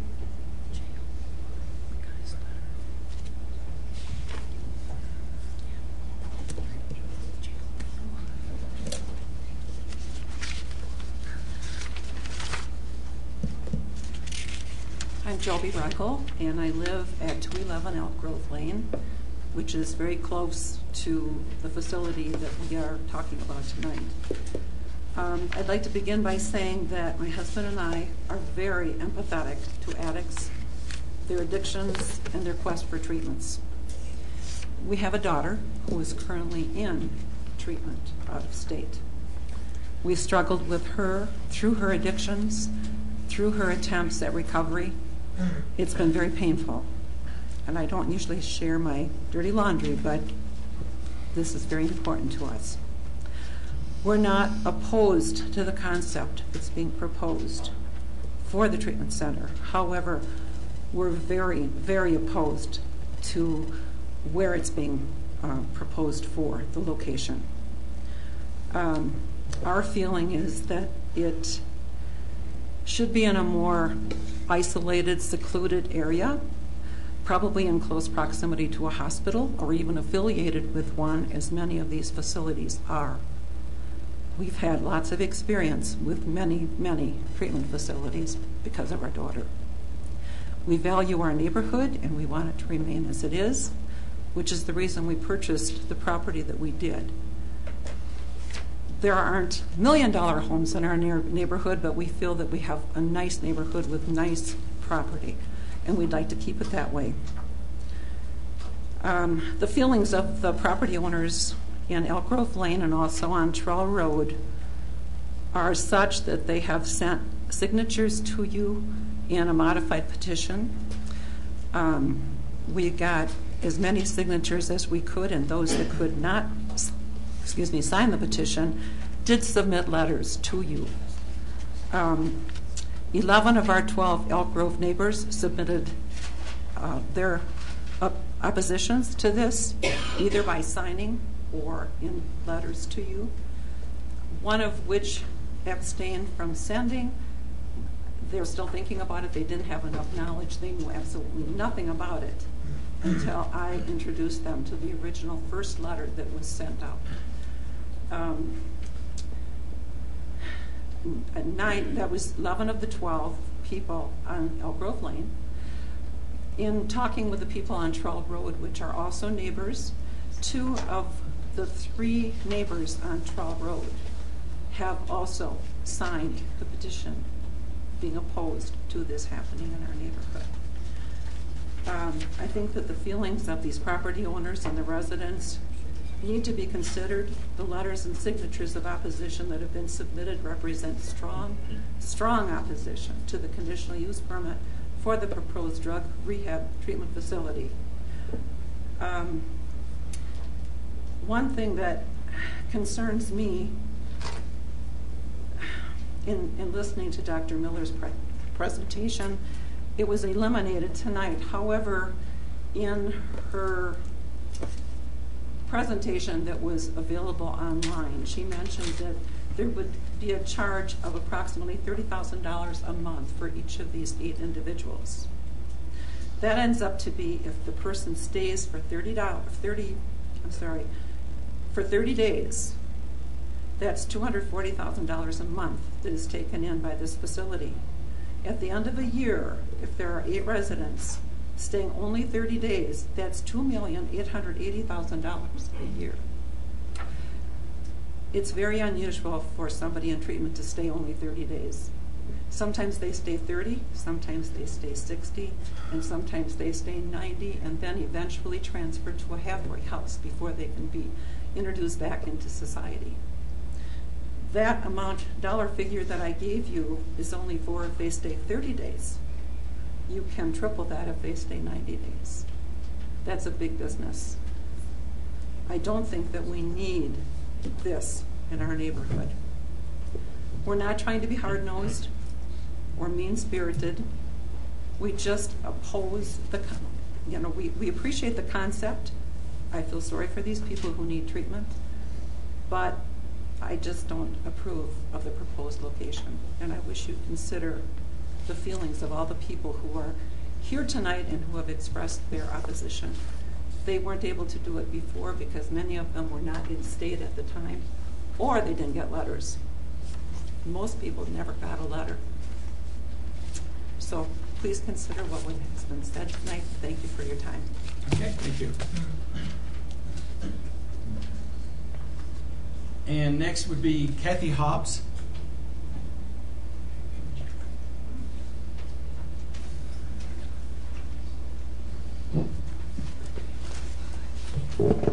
Good evening.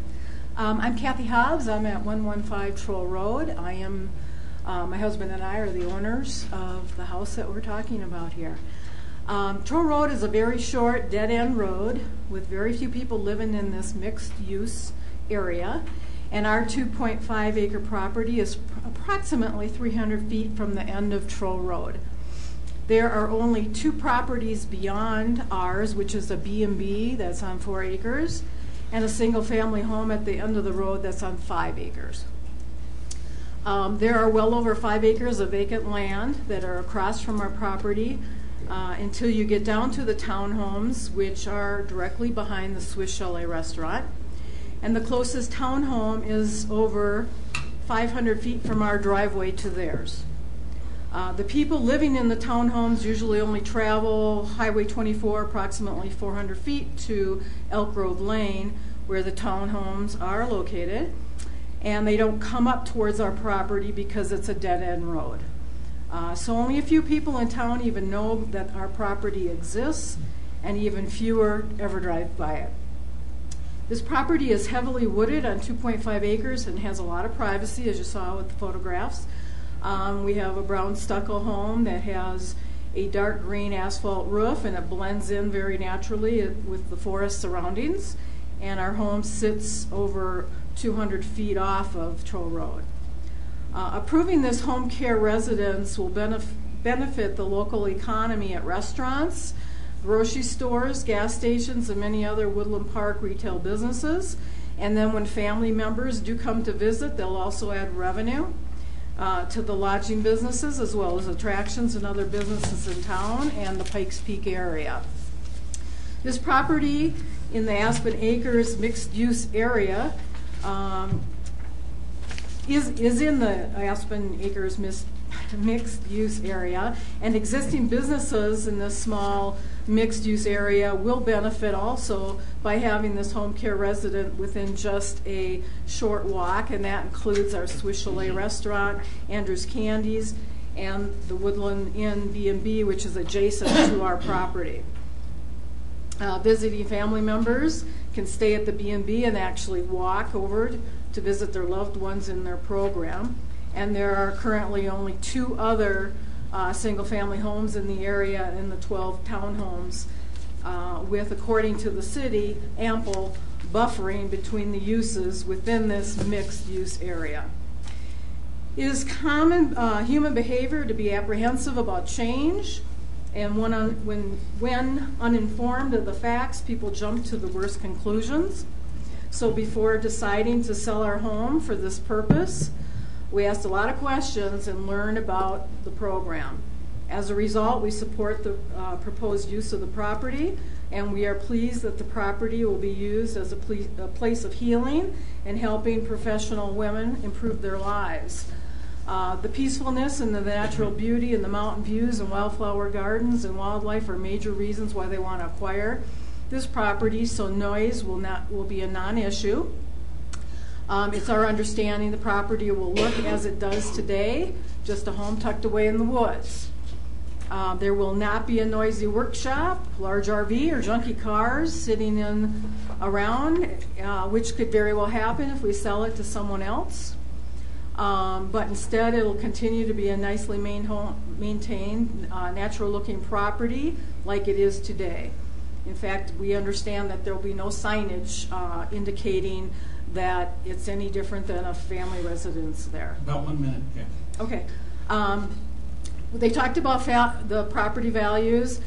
Dana Duncan, who owns the RE/MAX real estate office in town, owns the 5 acres, the vacant 5 acres that are directly across the street from our property. He has absolutely no concerns about the property values whatsoever, and the townhomes are at least 500 feet down the street from that. I would think that our townhome people would be a little bit more concerned about living directly behind a restaurant and being only 400 feet away from the highway. Also, they get to look at a semi-trailer, dumpsters, and very large blue cargo containers behind the candy shop every time they go to and from You have their about 10 homes. seconds. What was that? 10 seconds. Oh, okay. In conclusion, the extremely low impact of this use in an existing mixed-use area is a good thing. If you can remove the emotion and look at the facts, it makes sense to approve the conditional use permit. And if these professional women have the courage to change, shouldn't we have the courage to let them? Thank you. Thank you. Dave, I have a question for Kathy. Okay. Kathy, are you guys going to stay in Woodland Park? No. Where are you moving? We don't know yet. Probably in the Colorado Springs area where I currently work. Thanks. Councilman Brevetto's not feeling well again. I'm going to take a short break. Let's say that it will come back in 5 minutes. So we'll reset, take a 5-minute recess. So be back at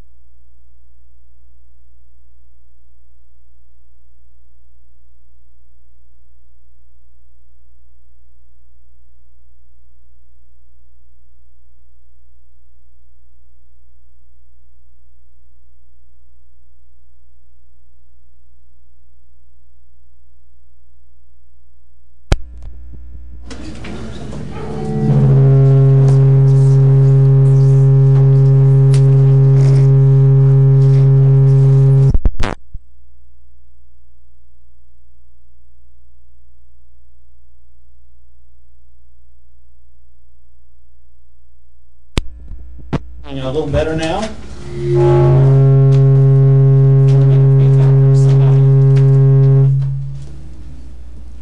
And we'll resume the public comment section. And next is Ed Beebe.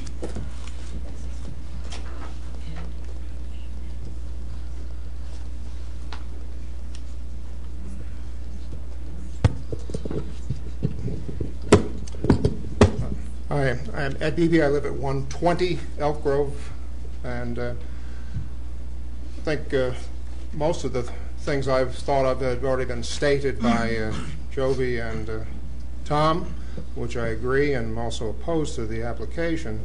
I guess the other concerns I have is, if you approve this for the purpose that's in the application, the question is, does it then lead to opening in the application in the future to other uses, the actual treatment of illicit drugs or other things? And the second point is, again, about this point of appropriateness of use of this facility in a residential area, and why, if we in fact have 255,000 people addicted to this, and this is an effective program, we'll make that assumption, with a fairly low rate of recidivism, then why are we not looking for a much larger facility so we can treat more people, as opposed to screwing around with a residence in a residential area and only 8 patients? Seemingly, we could do better. Let's first presume Woodland Park is a great place to have a facility like this. Why don't we look for a better facility and a bigger one where we could actually deal with more people? So, and that's it. Thank you. Thank you. And next is Brad Harvey.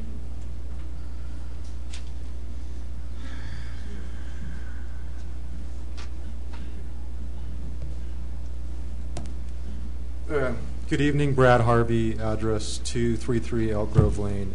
I'm one of the Elk Grove residents, and I got to say, I am all for helping people. My wife and I have foster children, but to me, it's not the area we're talking about is not really a mixed-use area. There's Highway 24, which has a couple businesses on it. Behind that is residents. I walk my dog every day on Toll Road up that hill, by that house, and personally, I just don't have a good feeling about having a drug rehab facility right in my backyard. I'm a little concerned about the traffic. This Toll Road's a very small road. And my wife and I, we purchased our residence last fall. Honestly, I'm not saying I wouldn't have bought it if I would have known there was a drug facility there, but I really would have had to think about it. And certainly, my wife and I have talked about it. And if we had small children, there's no way we would have bought the townhouse there. So, again, the program sounds great. It just sounds like our preference would be that it's somewhere else, not right in our backyard. So, our request is that you not accept it, at least in our backyard. Thank you for your time. Okay, thanks. And next is Mark Murphy.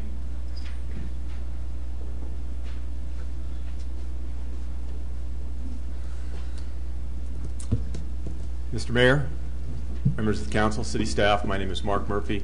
I live at 286 South 40 Road in Teller County. And I come here this evening wearing a couple of hats. I am the managing partner of the company that developed Elk Grove Village, and I'm also the HOA manager. This is a real tough one.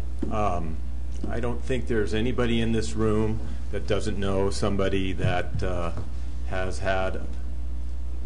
knows somebody that's had a problem with drug addiction, alcohol addiction, something along those lines. I don't think there's anybody in this room that doesn't appreciate what these folks do for people with addiction. I personally am the son of a parent who suffered from chronic alcohol addiction until the day he died. So this is a real tough issue for me. It's tough for me because I feel kind of greedy, selfish. But I'm here to represent my rights and my partner's concerns as far as the development is concerned. I think there was a reasonable expectation when we received our entitlements to develop the Elk Grove Village. And within that context, I don't think it was ever expected that something like this would happen. We've developed 12 units, all occupied so far. Probably the homeowners have invested close to $3 million in those properties. And as a development company, we have the rights to develop another, I believe it's 22 or 24 units. My concerns, my partner's concerns are that our property values will be affected. There's a lot of uncertainty here. There's a lot of unknowns here. And whether we continue to develop the townhomes or, as we tried to do in the recent past, sell the development, we believe that there is a serious concern about property values. And that's where I feel selfish, because what these folks do is very, very noble. The other hat I wear is as the HOA manager, and all but one of the owners of the townhomes has expressed their concerns. Many of them are here this evening. And by my count, if you take the mixed use, the residence, and the multifamily residents and the single-family residents, there are over 75% of those living in the area that are opposed to this conditional use permit. I think the very most important thing to look at here is not that they do meet the requirements, it's not that it isn't a noble cause, but is it really the proper use for this area? Thank you for your time.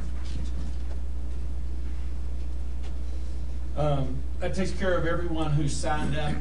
Is there anyone else who would like to come forward at this time and present any additional different information? Yes, please.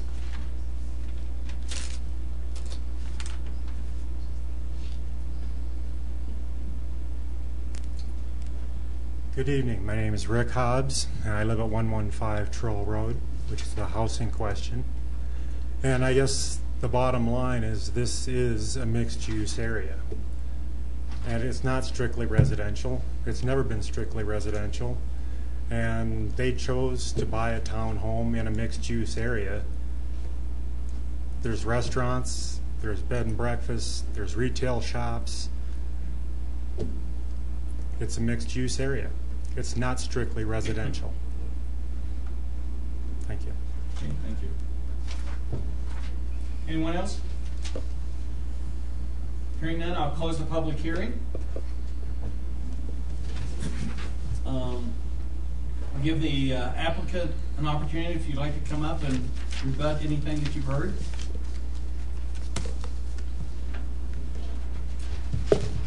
Thank you, Mayor. I would speak to the first issue about the value of property. There is no way in the world that we can determine whether we will hurt the value of the property or whether we will enhance it. I can give you some examples. Most of the programs across the country are in residential areas. Many of them have had a lot of NIMBYism before they were established, and many of them had to have the American Disabilities Act step in and say, these people do need a home. There is an example of Parker Valley Hope in Parker. I'm sure you all know where Parker is.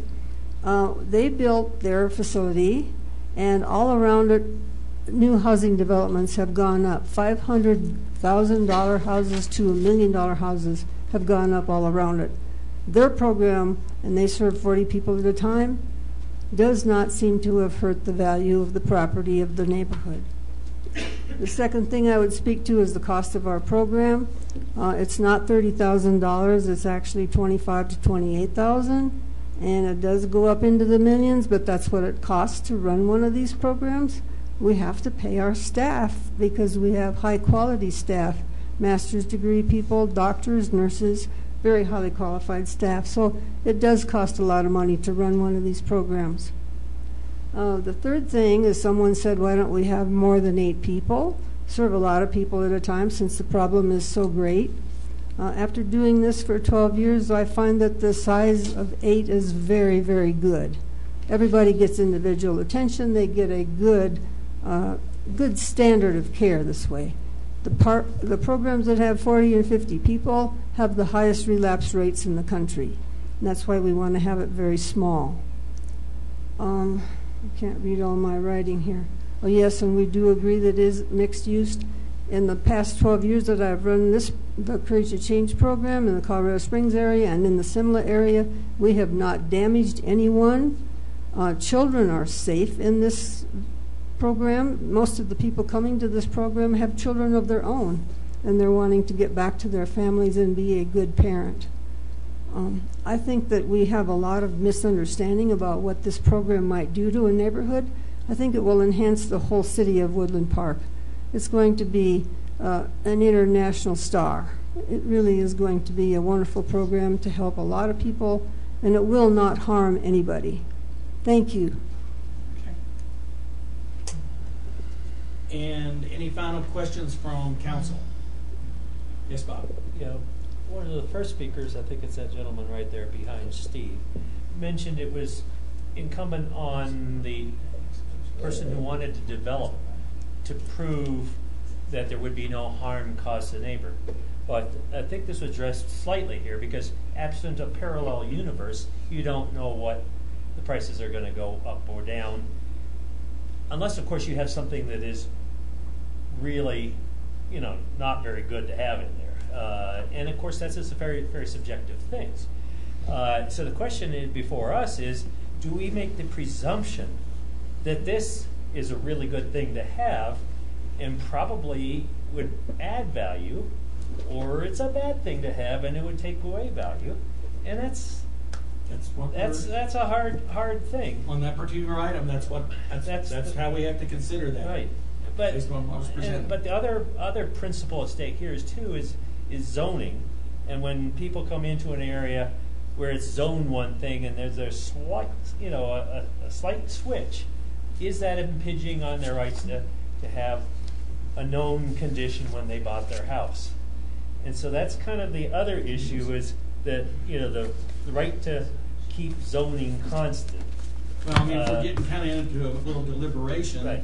I'll That's my engage with you a deliberation, little sorry. bit. That I agree. I mean, you come in and you buy a piece of property.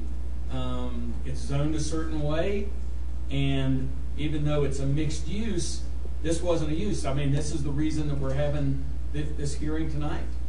And so I believe you're right. I mean, that's a concern. And then the question does become, what is that impact on property values?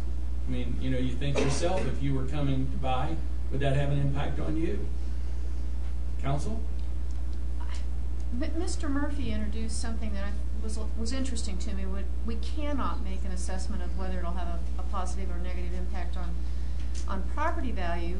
But if a developer who has anticipated putting in 22 additional townhome units now decides, no, I don't want to do it because I don't know about the certainty of the zoning there, that it's going to change because of not only this project but another project down the road. It's mixed use only in that it's in proximity to a piece of property that's zoned for something else, but this is suburban residential property. That's what the folks there purchased their property knowing. And that's about the only thing we as a council can impact, and that's land use. So do we protect the rights of those property owners that have already purchased their property knowing that it was suburban residential, or do we accommodate a change in that for one property owner? And I think the answer is no. Counsel? Other counsel? Yes, Ian. Well, I think we're saying the same thing over and over. Basically, that's it. I mean, I've always been a big believer. I mean, if it was the other way around, if the house was there and was set up, and then everybody came in and developed around it, that'd be one thing, because they knew what they were getting into. But it's the reverse of that.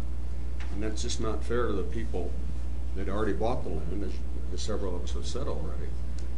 We have to honor what that is, especially when we have, whatever it was, 75% of the neighbors are against it. We have to listen to that. It's a great use. It's a great, piece of business, and it'd be nice in Teller County, but maybe on a bigger lot somewhere, maybe on a bigger building. Maybe you can stay with 8 people, but maybe it needs to be on 5 acres somewhere that's not right in a residential area. I don't know, but I think we have to honor what the residents, when they bought those townhomes, what they bought them knowing was around them. Yeah, and you know, one of the things that I heard during this also, because I agree with what you and Carol said, is that, you know, you talk about a facility like this being in like an area in Parker where there's lots of houses and things around. This is a pretty small area, and therefore, because it's a smaller area, I think has a greater impact. You know, because it's more visible, because it's actually a very small area. Yes, Bob.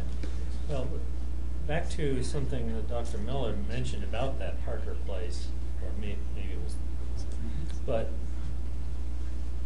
when the ADA came into it, in other words, by not doing this, we're potentially legally discriminating against some disabled people. Are they inherently dangerous? Are they inherently a negative effect on the community? Are they just residents like everybody else? So that's really a question for our lawyer, is do we have an issue with regard to the use? I mean, we've come up with this before in other various places. Karis College, you know, you basically told us at the time, you know, they meant all these things, you basically have to agree to it. What's the difference here? You know, thank you, Councilman Carlson, because you have, I think, put your finger on a concern that I have, and it is one that I do believe the council should be informed on and should have some additional legal authority on. I would like to provide you that authority, and it will take me, I'm not prepared to do that tonight, but I do think it's important in the context of your deliberations to provide you that. Basically, the question is this.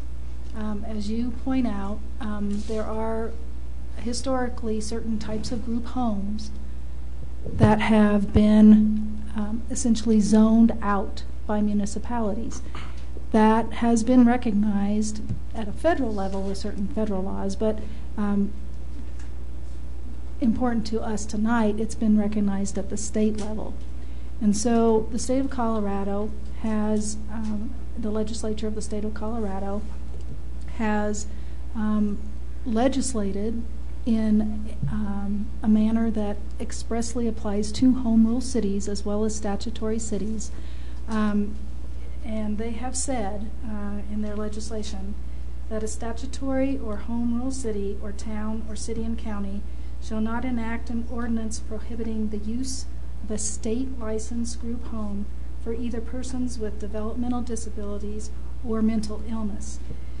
I did some review prior to coming tonight to the meeting, and I was not able to come to a definitive answer whether or not mental illness within the meaning of this statute would apply to the facility that's in front of you tonight. And I do believe that some additional research is necessary on that issue. If this type of facility fits within the meaning of mental illness in this statute, then I think I do need to provide counsel with some additional advice. I guess my question would be, should we table it? And my gut feeling is no, but Dr. Miller's already said that she's not dealing with mental illness, she's dealing with brain injuries. Yes. Secondly, we're not promoting an ordinance that would prohibit this house or this home. We're considering rezoning, land use only. We're not prohibiting it by denying the CUP. And I think those are both very good points. I do believe you're exactly right. Dr. Miller did state, and I quote, that addiction is no longer called a mental health disease. And so that would, I would suggest that she probably is an expert in this area. And so that gives me some comfort as to what mental health might mean within the meaning of the statute. And I also believe that you are right. We are not zoning in the first instance, essentially zoning out these types of uses. So, I think council can consider your point, Councilman Harvey, as well as kind of the concern that I've raised. Okay, Eric? Looking at the zoning code, what's interesting is that residential centers are only allowed with the conditional use within suburban residential, urban residential, multifamily suburban, multifamily urban, and mobile home park. We don't allow for this type of use in any type of commercial area. Interesting. So to me, it's somewhat interesting that our code specifically says if you're going to have a residential care facility, it has to be in a residential area, albeit as a conditional use, and all of those are labeled conditional use. So I don't see where it could be done in a commercial use based on our zoning. And that's completely consistent with the state law, because what the legislator did was by a legislative act, it took these homes and it said these are residential uses. And so it does say, the statute that I quoted in other parts does go on to say these are residential uses for purposes of zoning. And so I think your observation is completely consistent with what the city was thinking, or at least the city at the time that the zoning was put in place. I think that they were looking at those issues. And I think I do have to go back, Councilman Harvey, to your earlier point, because I do think by approving a conditional use permit that you are taking a further step toward zoning property. So, I think, again, a question arises. A question arises under the way this statute is worded. Yeah, and the point I'd like to make after looking at the zoning table is, any place in Woodland Park that this type of use would have to fit within a residential area based on the zoning. Yep. And so, I don't know if there's a place in Woodland Park where we wouldn't have the same issues that have been brought up this evening as it relates to this location, because I think any location would be in a residential area because it has to be in a residential area per our zoning code.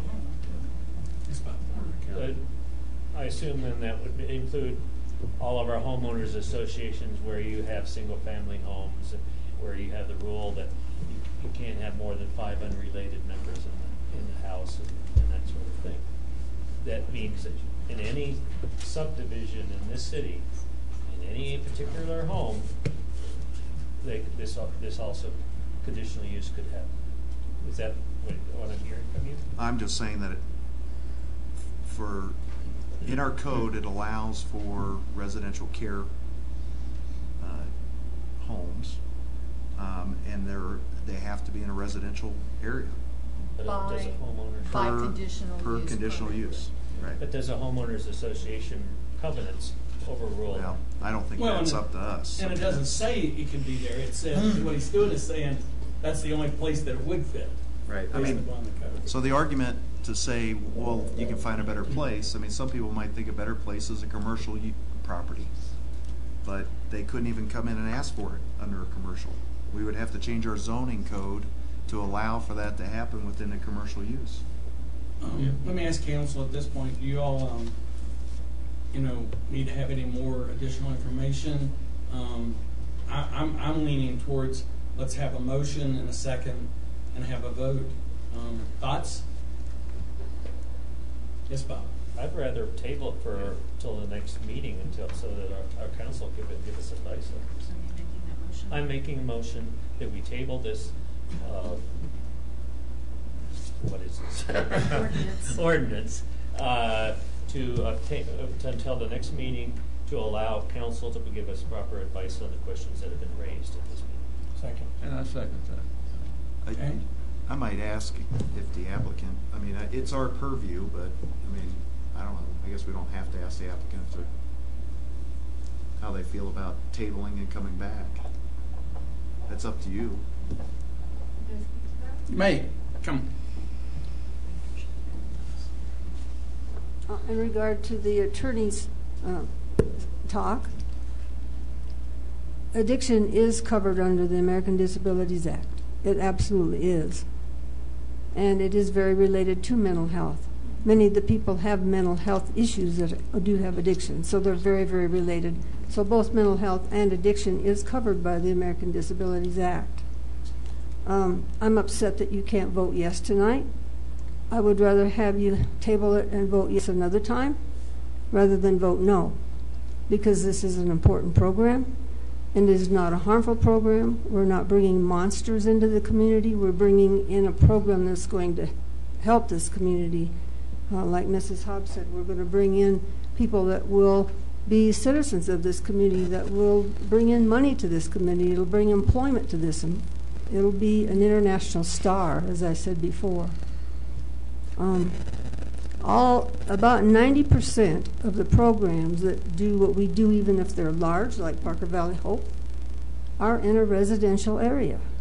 They're safe, they're fine, that nothing really does happen to them. We're covered. Okay. As part of the, now that we have a motion and a second to table it, I would just say that, we've been talking about this. I think it is an important program, but the issue is not whether it's an important program. The issue is it appropriate use in this location? And I actually wish we had a motion and we're taking a vote on it tonight. Yes, Eric. Is there a date certain for the tabling? I didn't hear that in the motion. I said the next meeting. Okay, thank you. Well, we got to get it right legally, so I think I don't think we have a choice. Okay. Any further discussion? We have a motion and a second to table this until the next City Council meeting. Correct. We'll take a vote. Thank you. Smith? Yes. Turley? No. Brevetto? Yes. Carlson? Yes. Harvey? No. Matthews? Yes. Schaefer? Yes. Thank you. Motion carries 5-2. Okay. So this is tabled until the next meeting. We'll have, in the interim, we will receive additional legal advice from our city attorney. Do appreciate everybody that came tonight. I'm sorry that we weren't able to resolve it tonight, but we do want to make sure that we are covered legally in what we're doing. So, yes, Aaron. And I would point out, Mayor and Council, that you have closed the public comment portion, so this would purely be a matter of receiving legal advice, which would be presented to you in the form of a privileged and confidential memorandum. And so, there wouldn't need to be any further public comment taken. Okay. Okay. And because it is quasi-judicial, council needs to be advised that they can't discuss the matter. We can't discuss it with among one another or with any member of the public or any person. Thank you. So, just to make sure everyone heard that, at the next meeting we won't be having a public hearing. We've gotten that input. We've gotten all that information from them. What we're going to do is get a legal interpretation of the statutes and how that applies to this. Yes. Okay. Very good. Thanks, everyone. Sorry you walk away a little not knowing, but we just got to make sure we get it right. Move on to item 9C, ordinance number 1202, about our public notification process. And for that, I'll turn to Cindy Morse. Thank you.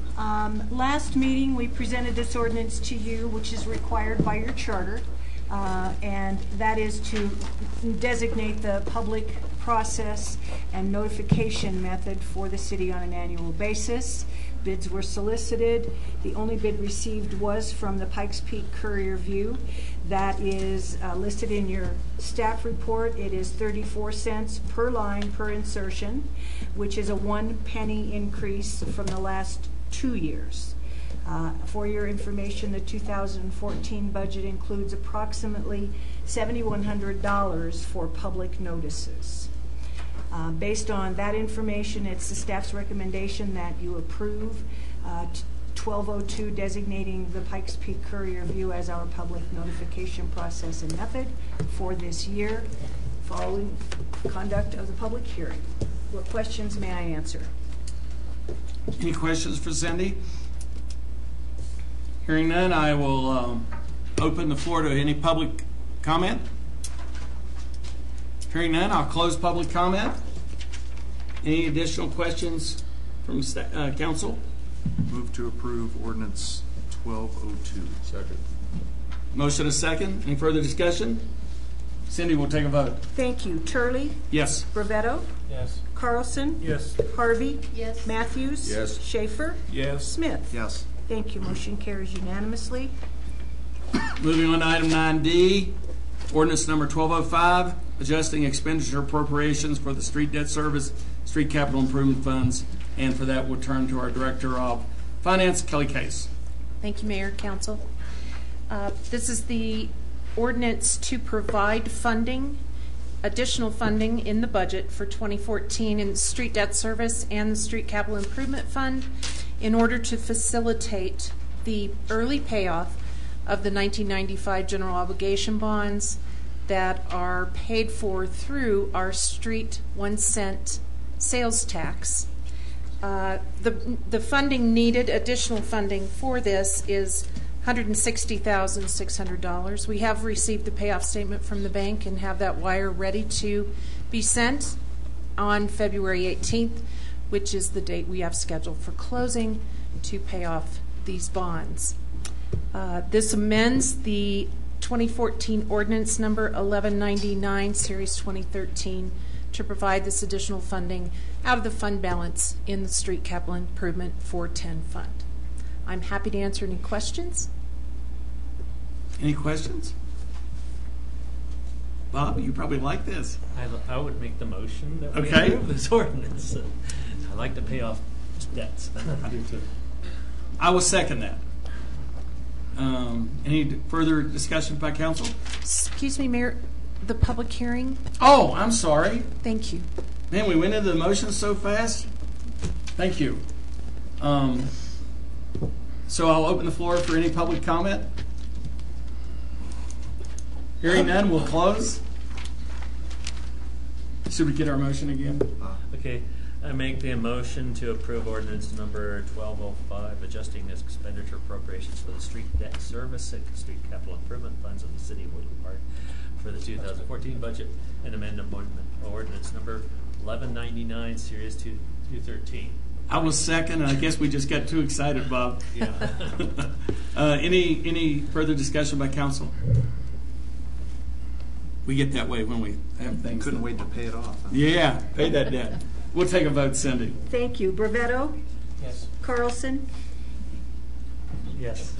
Harvey? Yes. Matthews? Yes. Schaefer? Yes. Smith? Yes. Turley? Yes. Thank you. Motion carries unanimously. Moving on to, thanks Kelly. Thanks. Moving on to item 10A.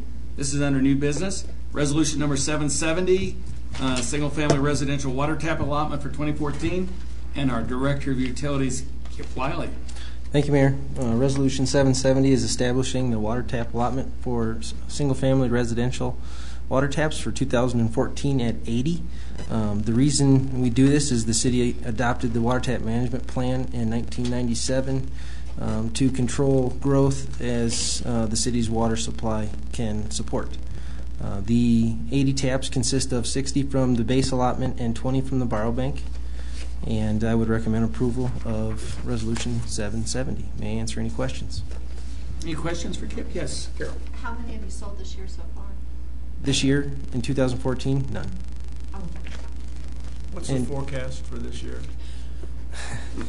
We budgeted, I believe it was 5. In the last 5 years, we've sold 30. Okay,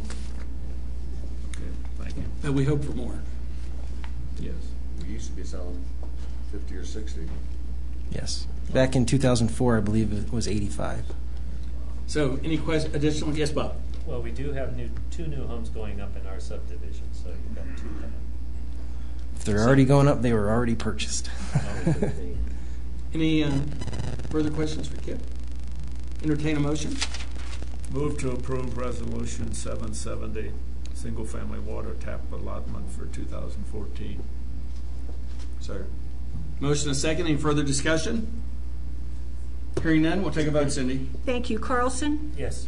Harvey? Yes. Matthews? Yes. Schaefer? Yes. Smith? Yes. Turley? Yes. Brevetto? Yes. Thank you. Motion carries unanimously. Now we'll move on to item 10B, considering resolution number 771, support the creation of the Woodland Park Creative Arts District. And for that, we'll turn to Councilman Berbetto. And if you want to read that, or should I read it? I can read it if you like. Everyone's got a copy. It's been on the website. It's available by the public, and copies are available in the back. Super. Well, I hope you all had a chance to read it and all that stuff. And the big point about that is, the first section of this resolution covers the benefits of being a creative arts district. I wanted you all to have that information so you know what we're getting into here. We already have a board of directors for this, and they're very enthusiastic board of directors of creative arts people. They're all volunteers, as you know. Okay, a lot of work has to be done in order to get our letter of invitation in, and also the follow-on, the candidacy. There's a lot of work we got to do, pull a lot of data together. For that reason, I'm asking both for this resolution and the next resolution that we first indicate that we support the program, and number two, that we will support it. The board of directors of both organizations through appropriate funds and financing. But that's not a part of what we're doing right now. So well, yeah, it is. It's the last paragraph of the ordinance. Yeah, but it doesn't state any amounts. No, it doesn't state any amounts. Sure. Yeah. No. It just says that we conceptually agree to support that and do that. Later on, I'll be asking for a little help here. Okay, but that's what that ordinance does, and this is something that for the Creative Arts District, Colorado Creative Industries, they want to see city support, obviously, for this. And by you guys supporting that, that goes a long way for us to get approved. Well, I'll just say, the kickoff meeting that was organized, it was attended well. Ralph's here tonight. I mean, I thought that was all great, and I think this is great that you're moving forward. And we did go to the state had an advocacy meeting. There's a group of us that went, a couple of citizens, Rob Jewell, Peter Scanlon, Ralph Holloway, who's the head of the Woodland Park Arts Alliance, and that's the organization that's stated in this resolution that's managing and creating the effort to get our Creative Arts District going. So that's the organization that's in charge of it. So you guys don't do anything. Okay. Any questions for Gary? Gary, how much money do you think you're going to ask I think here's what. Well, it's for both. We'll get covered in the next resolution next. But I'm looking for about $20,000 to cover the costs of. Once again, there's a lot of data that we got to pull together. A lot of work got to do. I don't want volunteers to do a lot of this stuff because they are volunteers and they got businesses. They got a lot of bigger things to do. So what we need to do is we need that money for maybe supporting the effort of hiring maybe a part-time city employee to help administer that program for the board of directors. Not manage it, but do all administration stuff. Every meeting we have minutes have to be taken. Every meeting we have has to be coordinated and planned. So I can't expect the volunteers to really handle that on. So we need help doing that. There's a lot of upfront costs too in order to put our application in for that. We have to belong to some organizations which cost some money. There's some summits and symposiums we have to go to. We already went to this advocacy meeting up in Denver where we had FaceTime with the people who make the decision for whether they become a creative arts district. We also saw our state senate and representative. We'd mentioned to them that that's what we're doing. So it's a lot of FaceTime we did up there. Yeah. So I'm looking, later on to support us. An initial $20,000. I don't know when the program becomes more mature, we'll have a better idea of the time commitments that are involved in this, and I will come up with maybe a further request later on. And I don't know that has to. I mean, it's the resolution as it's written says that I'll be provided through the Office of Economic Development, and so we'll see what's needed. If there's anything needed from us or not. Well, Carol asked me, that's why. Yeah. But the initial applications do have a set fee associated with them. Yeah, they do have money that's involved in getting those programs started. We had to, the Main Street program already had to do $10,000 up front for application, which will get some of that back from grants, obviously. But we had to show that money up front. And just as a reminder, Council, during our budget discussions, you may recall that this similar amount was requested And we didn't allocate it, but we said that the reserves could certainly handle that. Right. So it's at that point that it would be requested that you would make your final decision on that, but the funding is certainly there if you choose to use it. Yes, Bob. Thank you. Yeah, last year at the CML conference, we had a lot of things we could attend. And coincidentally, I picked the 2 sessions that dealt with these 2 issues because I saw them as something very advantageous for our city to promote it. But I was also cognizant that of the budget issues, we have a lot of organizations that do a lot of things with a lot of volunteers, and I attended that meeting also. We had 80 people, and I think when Gary asked how many people are going to help, all 80 hands went up.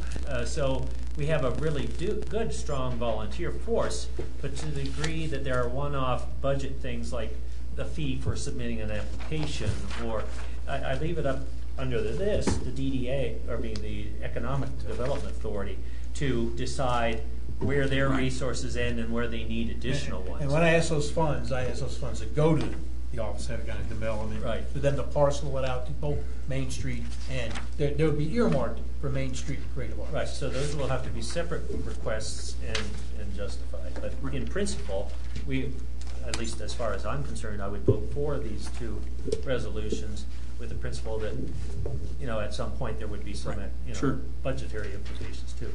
I'm comfortable with the resolution as it's written and presented, but, council, do y'all need any additional information we'll get from Gary? I'll actually make a motion that we approve resolution number 771, support the creation of the Woodland Park Creative Arts District. Second. Motion and second. Any further discussion? We'll take a vote. Thank you. Harvey? Yes. Matthews? Yes. Schaefer? Yes. Smith? Yes. Turley? Yes. Brevetto? Yes. Carlson? Yes. See, Gary, we've been listening to you all these months. And item 10C is consideration of resolution number 772, support the creation of the Woodland Park Main Street program. Gary. Same thing basically, except it's a different organization. In a way, they kind of meld together because they have similarities. So we're not trying to duplicate anybody's efforts here. But Main Street has some distinct things that we have to do that Creative Arts doesn't have to. We already submitted, Brian can tell you more, submitted our application, I guess, or going to submit our application for that. We had to join, what's that organization, Brian, that we had to join? DCI. Yeah, DCI, Downtown Colorado Inc. We had to join that. There was a fee for that. And there's another fee for the assessment, which is coming up pretty quick. The assessment alone is $10,000. And again, as David said, we'll, if there's things that we need to approve and things, but this is all part of economic development. It's all a good fit for, from my perspective. Yes, Bob. I make a motion to approve resolution number 772, series 2014, in support of the creation of the Woodland Park Main Street program. Second. Motion is second. Any further discussion? Hearing none, we'll take a vote. Cindy? Thank you. Matthews? Yes. Schaefer? Yes. Smith? Yes. Turley? Yes. Brevetto? Yes. Carlson? Yes. Harvey? Yes. Thank you. Motion carries unanimously. Moving on to item number 10D. It's approving the City of Woodland Park's mail ballot election plan for the April 8th election. And for that, Cindy. Thank you. Included in your packet, you'll find our copy of the nonpartisan mail ballot election plan that is required to be filed with the Secretary of State not later than 55 days before our election. That is going to be sent to them tomorrow. That deadline is Wednesday of next week. If you've had a chance to look at that, this is a standard form that talks about the things that the Secretary of State's office needs to know about the conduct of our election. We've had initial conversations with the Secretary of State's office. The last note on the written timetable is at their request that the city will be working with the Teller County Clerk to provide the necessary services that the city cannot provide, i.e. voter equipment and any other additional information that we may need on their score system, which is the voter registration system. And that intergovernmental agreement you approved after reviewing it a couple of meetings ago. So we're ready to go. With your approval of this document, we will email this to the Secretary of State's office tomorrow. They will review it and they will return it to us and mark it approved. We'll move forward with the conduct of our election. What questions may I answer? Motion to approve. Motion and second. Any further discussion Second. I was too or questions? Hearing done, we'll take a vote. Okay. Let's see here. Schaefer? Yes. Smith? Yes. Turley? Yes. Brevetto? Yes. Carlson? Yes. Harvey? Yes. Matthews? Yes. I do have one other comment. Who made the second on that, please? Gary, thank you.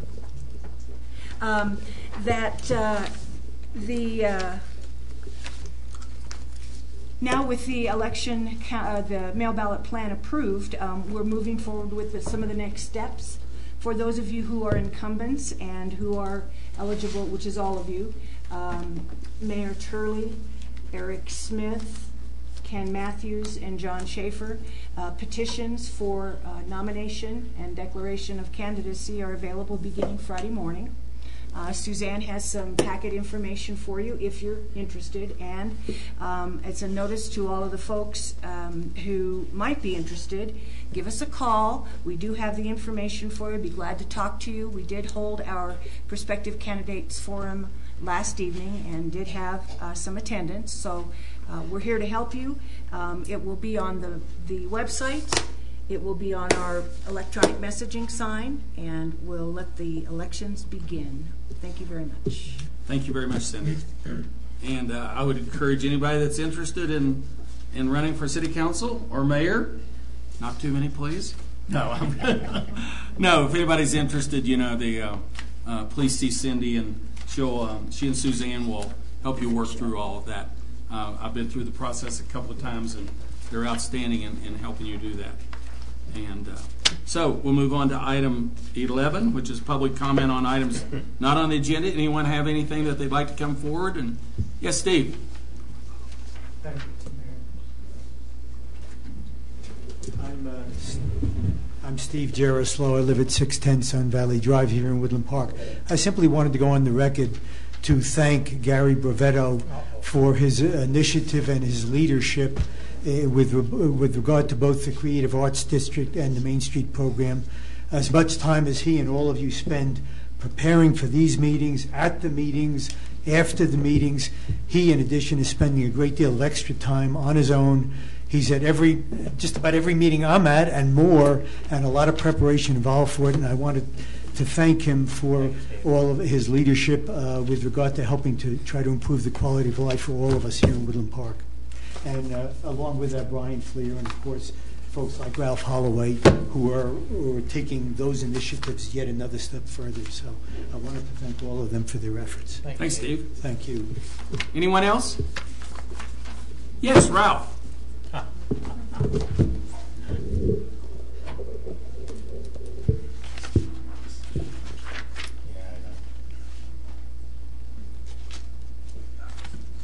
Ralph Holloway, Woodland Park Arts Alliance. I too want to thank the entire council for your support and understanding, and Gary in particular for helping us get this started. I just want to let you know that I'm getting a call in the morning so that you will be watching for the Gazette this weekend. There will be an article about the Creative Arts District, and the last call that they wanted to make was to know whether it was approved unanimously, and I am so happy that I can report that to them and they can put that in the paper. So be looking for a article coming about Woodland Park, just like the one that I think you received from the Copper News Blast. Woodland Park is getting some nice press, and I hope the Gazette gets it right. Thanks, Ralph. Anyone else? In that case, we'll move on to reports. Do the mayor's report first. The art that you see over here on the wall is done by Riley Youngman, who's an 11th grader at Woodland Park High School. And again, we have art both here in City Council chambers and out at the entrance into City Hall. We do have some events coming up. Saturday, February 8th, the Winter Farmers Market at UPass Cultural Center, 9 to 1. Sunday on February the 9th is the last Sunday for motorcycle ice racing at Rainbow Falls. Racing starts at 9 a.m. Tuesday, February the 18th is the Chamber's Business After Hours at the golf course, 5:30 to 7. Wednesday, February the 19th is the second annual Taylor County Economic Forecast, sponsored by the Taylor County Tax Assessor. It's at the UPass Cultural Center. Check-in and light breakfast 7 to 8. And the meeting is from 8 to 10:30. It's free, but please register at taylorforecast.com. I'd like to also, for those that didn't hear in the Taylor County recognition of volunteers that contribute so much in our community of Taylor County, Woodland Park, John DeVoe received the Les Millot Award. And David, you want to say just a couple of words on the Les Millot Award? Sure. I think it was in 1999 that then Planning Commissioner John Skank proposed to then Mayor Prentice Porter that there should be some recognition for those who served in multiple capacities within the community doing volunteer work. Les Millot was the model that John Skank sought to emulate. Les had recently passed away and had served on numerous committees within the community, and so John did this in order to honor not only Les, but those who emulated Les as well. I think the first recipient was Jim Wolfe, and the most recent recipient was John DeVoe. And that was a really nice ceremony down at the Heritage Center in Cripple Creek. It was very well done. I mentioned the economic forecast on February the 19th. That's also Junior Achievement in a Day at Columbine Elementary School. This is my little packet. I do Junior Achievement. I'll be doing it at all three of the elementary schools, along with a number of volunteers in our community. It's always a good time, but I won't be at the economic forecast because I'm going to be working with the kids that day. And tomorrow, I'm actually got to leave house about 4 o'clock in the morning to go to Denver. I'm actually participating in some judging for some competitions for Future Business Leaders of America up in Denver, and I'll be up there all day doing that. So I'll be wearing my mayor's hat as I just help out with that. But a number of, couple of different mayors from around were asked to participate, and I'm doing that. So it's going to be an early morning, and but that's a great opportunity. And this is Future Business Leaders of America. It's actually the high school kids, so it's a really good program. And with that, Eric. Nothing. Well, if everything left in me, let's see here. You all look out in about 2 months from now. One of our first new murals is going to go up at the Callahan, and so if you see something strange on the Callahan wall there, it's one of our first murals.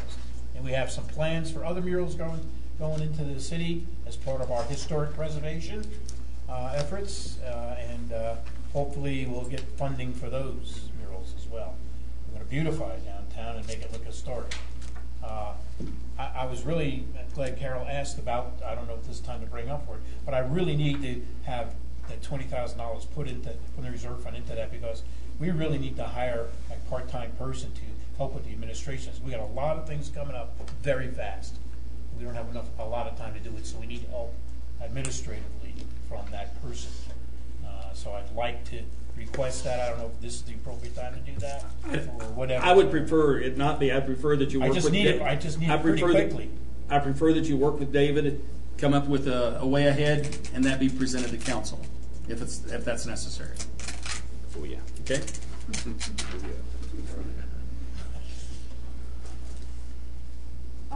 Nothing here. Okay, Carol. On Friday, February 14th, which is also Valentine's Day, I'm taking the day off. I'll be up at the Colorado Municipal League Policy Committee meeting representing the council. We don't have an agenda yet, but there is a pretty robust and ambitious legislative calendar for the year, and I'm sure we'll be discussing many of those issues. I'll forward what I know prior to Friday, so if there's any input from the council, I'll carry that forward. That's all. Okay, Ken? Nothing. John? Nothing. Aaron? I have nothing, Your Honor. David? Staff? Brian, if you'd step forward and give your report, then we have a quick one from Bill. Mayor and council, it always clears up when I get to the podium. I don't get the large crowd. So I just wanted to go through a number of items as we've come into January, moving into February with activity throughout the community. Woodland Hardware update, I spoke with Kelly Radarmal today. He wanted to stress that he's putting this in quotes tentatively, but they're making every effort to be out of their existing building on the 28th of February and open for a soft opening on March 1st. And I believe them. I know they're working very aggressively to try to make that happen. They did get their CO, Certificate of Occupancy, so they're moving through everything they need to do to be able to have that opening. So we're looking forward to that, and we'll be working to help them in that effort on March 1st again. There will be a grand opening, and that'll be announced, and then we'll make a major presentation with that, obviously, through the DDA and the community. So we're, again, looking forward to that. Continuing a lot of activity with development. There's a lot of interest. It's not unusual in the winter months to get a lot of the engineering and planning and so forth out of the way for hopefully a robust construction season. For example, Woodland Station Lot 2, the AmeriGas property, working with the ownership team on planning schedule for development and construction activity in 2014. They very strongly want to have at least one or two projects under construction on the Lot 2 on the AmeriGas site, and we're working through some planning and some design thoughts with that as well. Also, continue to set discussions with the Corzecos. I've mentioned them a number of times in the past of the family entertainment concept bowling. They're still looking at Lot 2. They're working with the local bank, plus Southern Colorado Economic Development District on some possible USDA, SBA 504 funding. We continue to monitor that and have several meetings and discussions and continue to work through that process. Also, I've mentioned in the past Cobblestone Hotel Group out of Minnesota. Their management team is coming into town and looking at sites within Woodland Station. They have an interest in Woodland Station and surrounding properties, and we're scheduling that in the next couple of weeks. They have a lot of construction activity in Colorado going on, so they're a tried and true firm that's doing smaller hotel both in Wyoming, Nebraska, Colorado, and in this region. So we'll be working with that. At some point, they'll be doing an overall marketing plan for hotel motel, and we'll work with them on that concept as well. You've probably noticed Trail Ridge Apartments foundation activity on the clubhouse. It's an ongoing project. I know the weather is doing everything it can to slow them down, but they're moving forward. I think Bill would tell you that the Fountain Creek project is looking very good, and he's proud of that endeavor, and that obviously in some way parallels that project. So we're excited about that moving forward. The Willows, if you recall, the 48-unit affordable housing project at the corner of Valley View and 67 submitted their letter of intent, and it was accepted by CHAFA. There will be submitting a full application March 1st. So that's an ongoing, and keep our fingers crossed they'll get tax credit funding in this round. They've been encouraged by CHAFA. So we're looking forward to that application process. Tractor Supply, in conversation with Ray Hicks, if you recall Ray, in the developer of that project hopes to close on the property mid-February. Bids will start about the end of the month, and they will hope to be in construction as soon as the weather permits. So hopefully we'll see some activity and continue to report that. Continuing to have very serious discussions about the Paradise Lodge site with a developer that has a strong interest in keeping that as much intact as possible. Primarily, if you've been in the lodge, the interior, some of the fireplace, Manitou rock, red rock construction and interior finish. That particular developer is very interested in maintaining that in the design of that project moving forward. Tom Lucina, you may know of on Park Street across from Woodland Hardware, is looking at an expansion. Also, Pine and US Highway 24, the old Flutterby's building, there's a group interested in putting a yogurt shop. According to the architect, they signed the lease with the owner this past week, so hopefully we'll be getting some more information, and that'll be coming through planning. I get concerns and comments occasionally about vacant buildings downtown. We monitor them We talk to the owners on a regular basis. Just had a conversation today with a very serious party about the Bucks building, somebody that owns a couple of restaurants in the Colorado Springs, Manitou area. And so we continually dialogue. They're on the radar all the time, and we have a high level of discussion with ownership about any vacant parcels or properties, including Bill Page, for example, Gold Hill South, or the Safeway developers. We're always dialoguing. Gary had mentioned Main Street. We have active board meetings every week. Tuesday, 2 p.m. in this very room. We have a very active board preparing for the application submittal July 1st. We have a community assessment that's scheduled for March 31st through April 1st, a 2-day. We'll be very much prepared for that. Also, in the process of reviewing for Main Street, we work very closely with the Creative Arts Group, because as Gary mentioned, that boundary, as we go through the process, at least some of the preliminary boundaries for both Main Street and Creative Arts are looking very similar. So we'll continue to report on that as we move forward. Also, I'm glad to report that we've tied down the U.S. NORTHCOM tour, hosted and initiated by Councilwoman Carol Harvey, scheduled for February 20th from 9 a.m. to 1 p.m. I believe we're going to carpool, and then in talking to Carol, we'll go to the appropriate security location and then be bused or after a full body cavity search. And it started off with DDA. We have all the DDA board members coming, and we have all but one council member coming. So this will be a great group, a great opportunity. I want to thank both Carol Lindholm and Carol Harvey for putting this together. There's been a lot of logistics. Carol's still working through some of the security requirements that we'll have, and we'll get through that. But this is a great opportunity. I had the opportunity to visit the Cheyenne Mountain facility back when I worked for URS, and it is a great opportunity to meet the staff. The commander will not be able to meet with the group, but our Chief of Staff, Major General Lucky, is really looking forward to it. We've had most of the community mayors come and do a visit with the commander, as well as fire chiefs and police chiefs. So this may be the first of many. This is, again, a great opportunity. I've had the opportunity to be on several bases, and it's always a nice interface between the surrounding communities and the military community.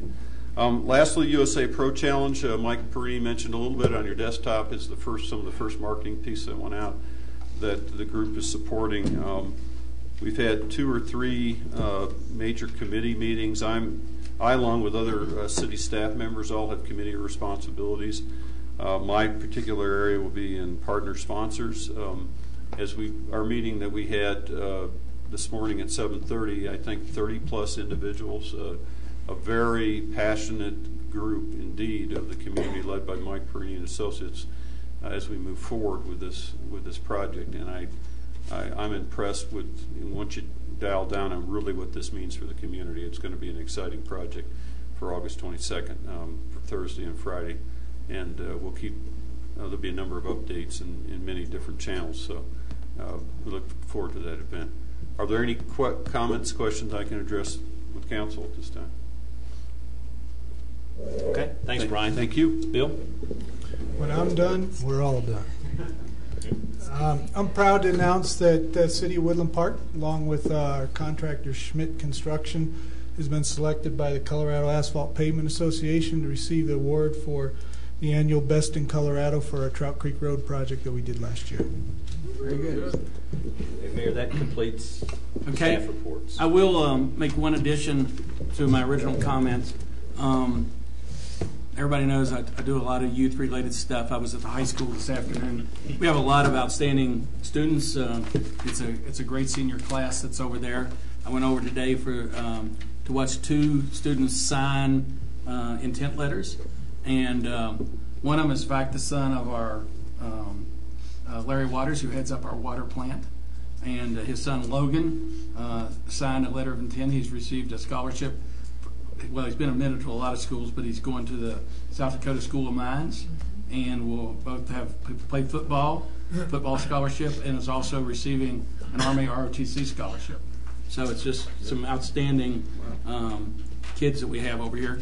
And also, if you remember back few months ago, we had the girls softball team in, and Mallory Trishelle also signed to go to play softball as a pitcher at Northeastern Junior College out in Sterling.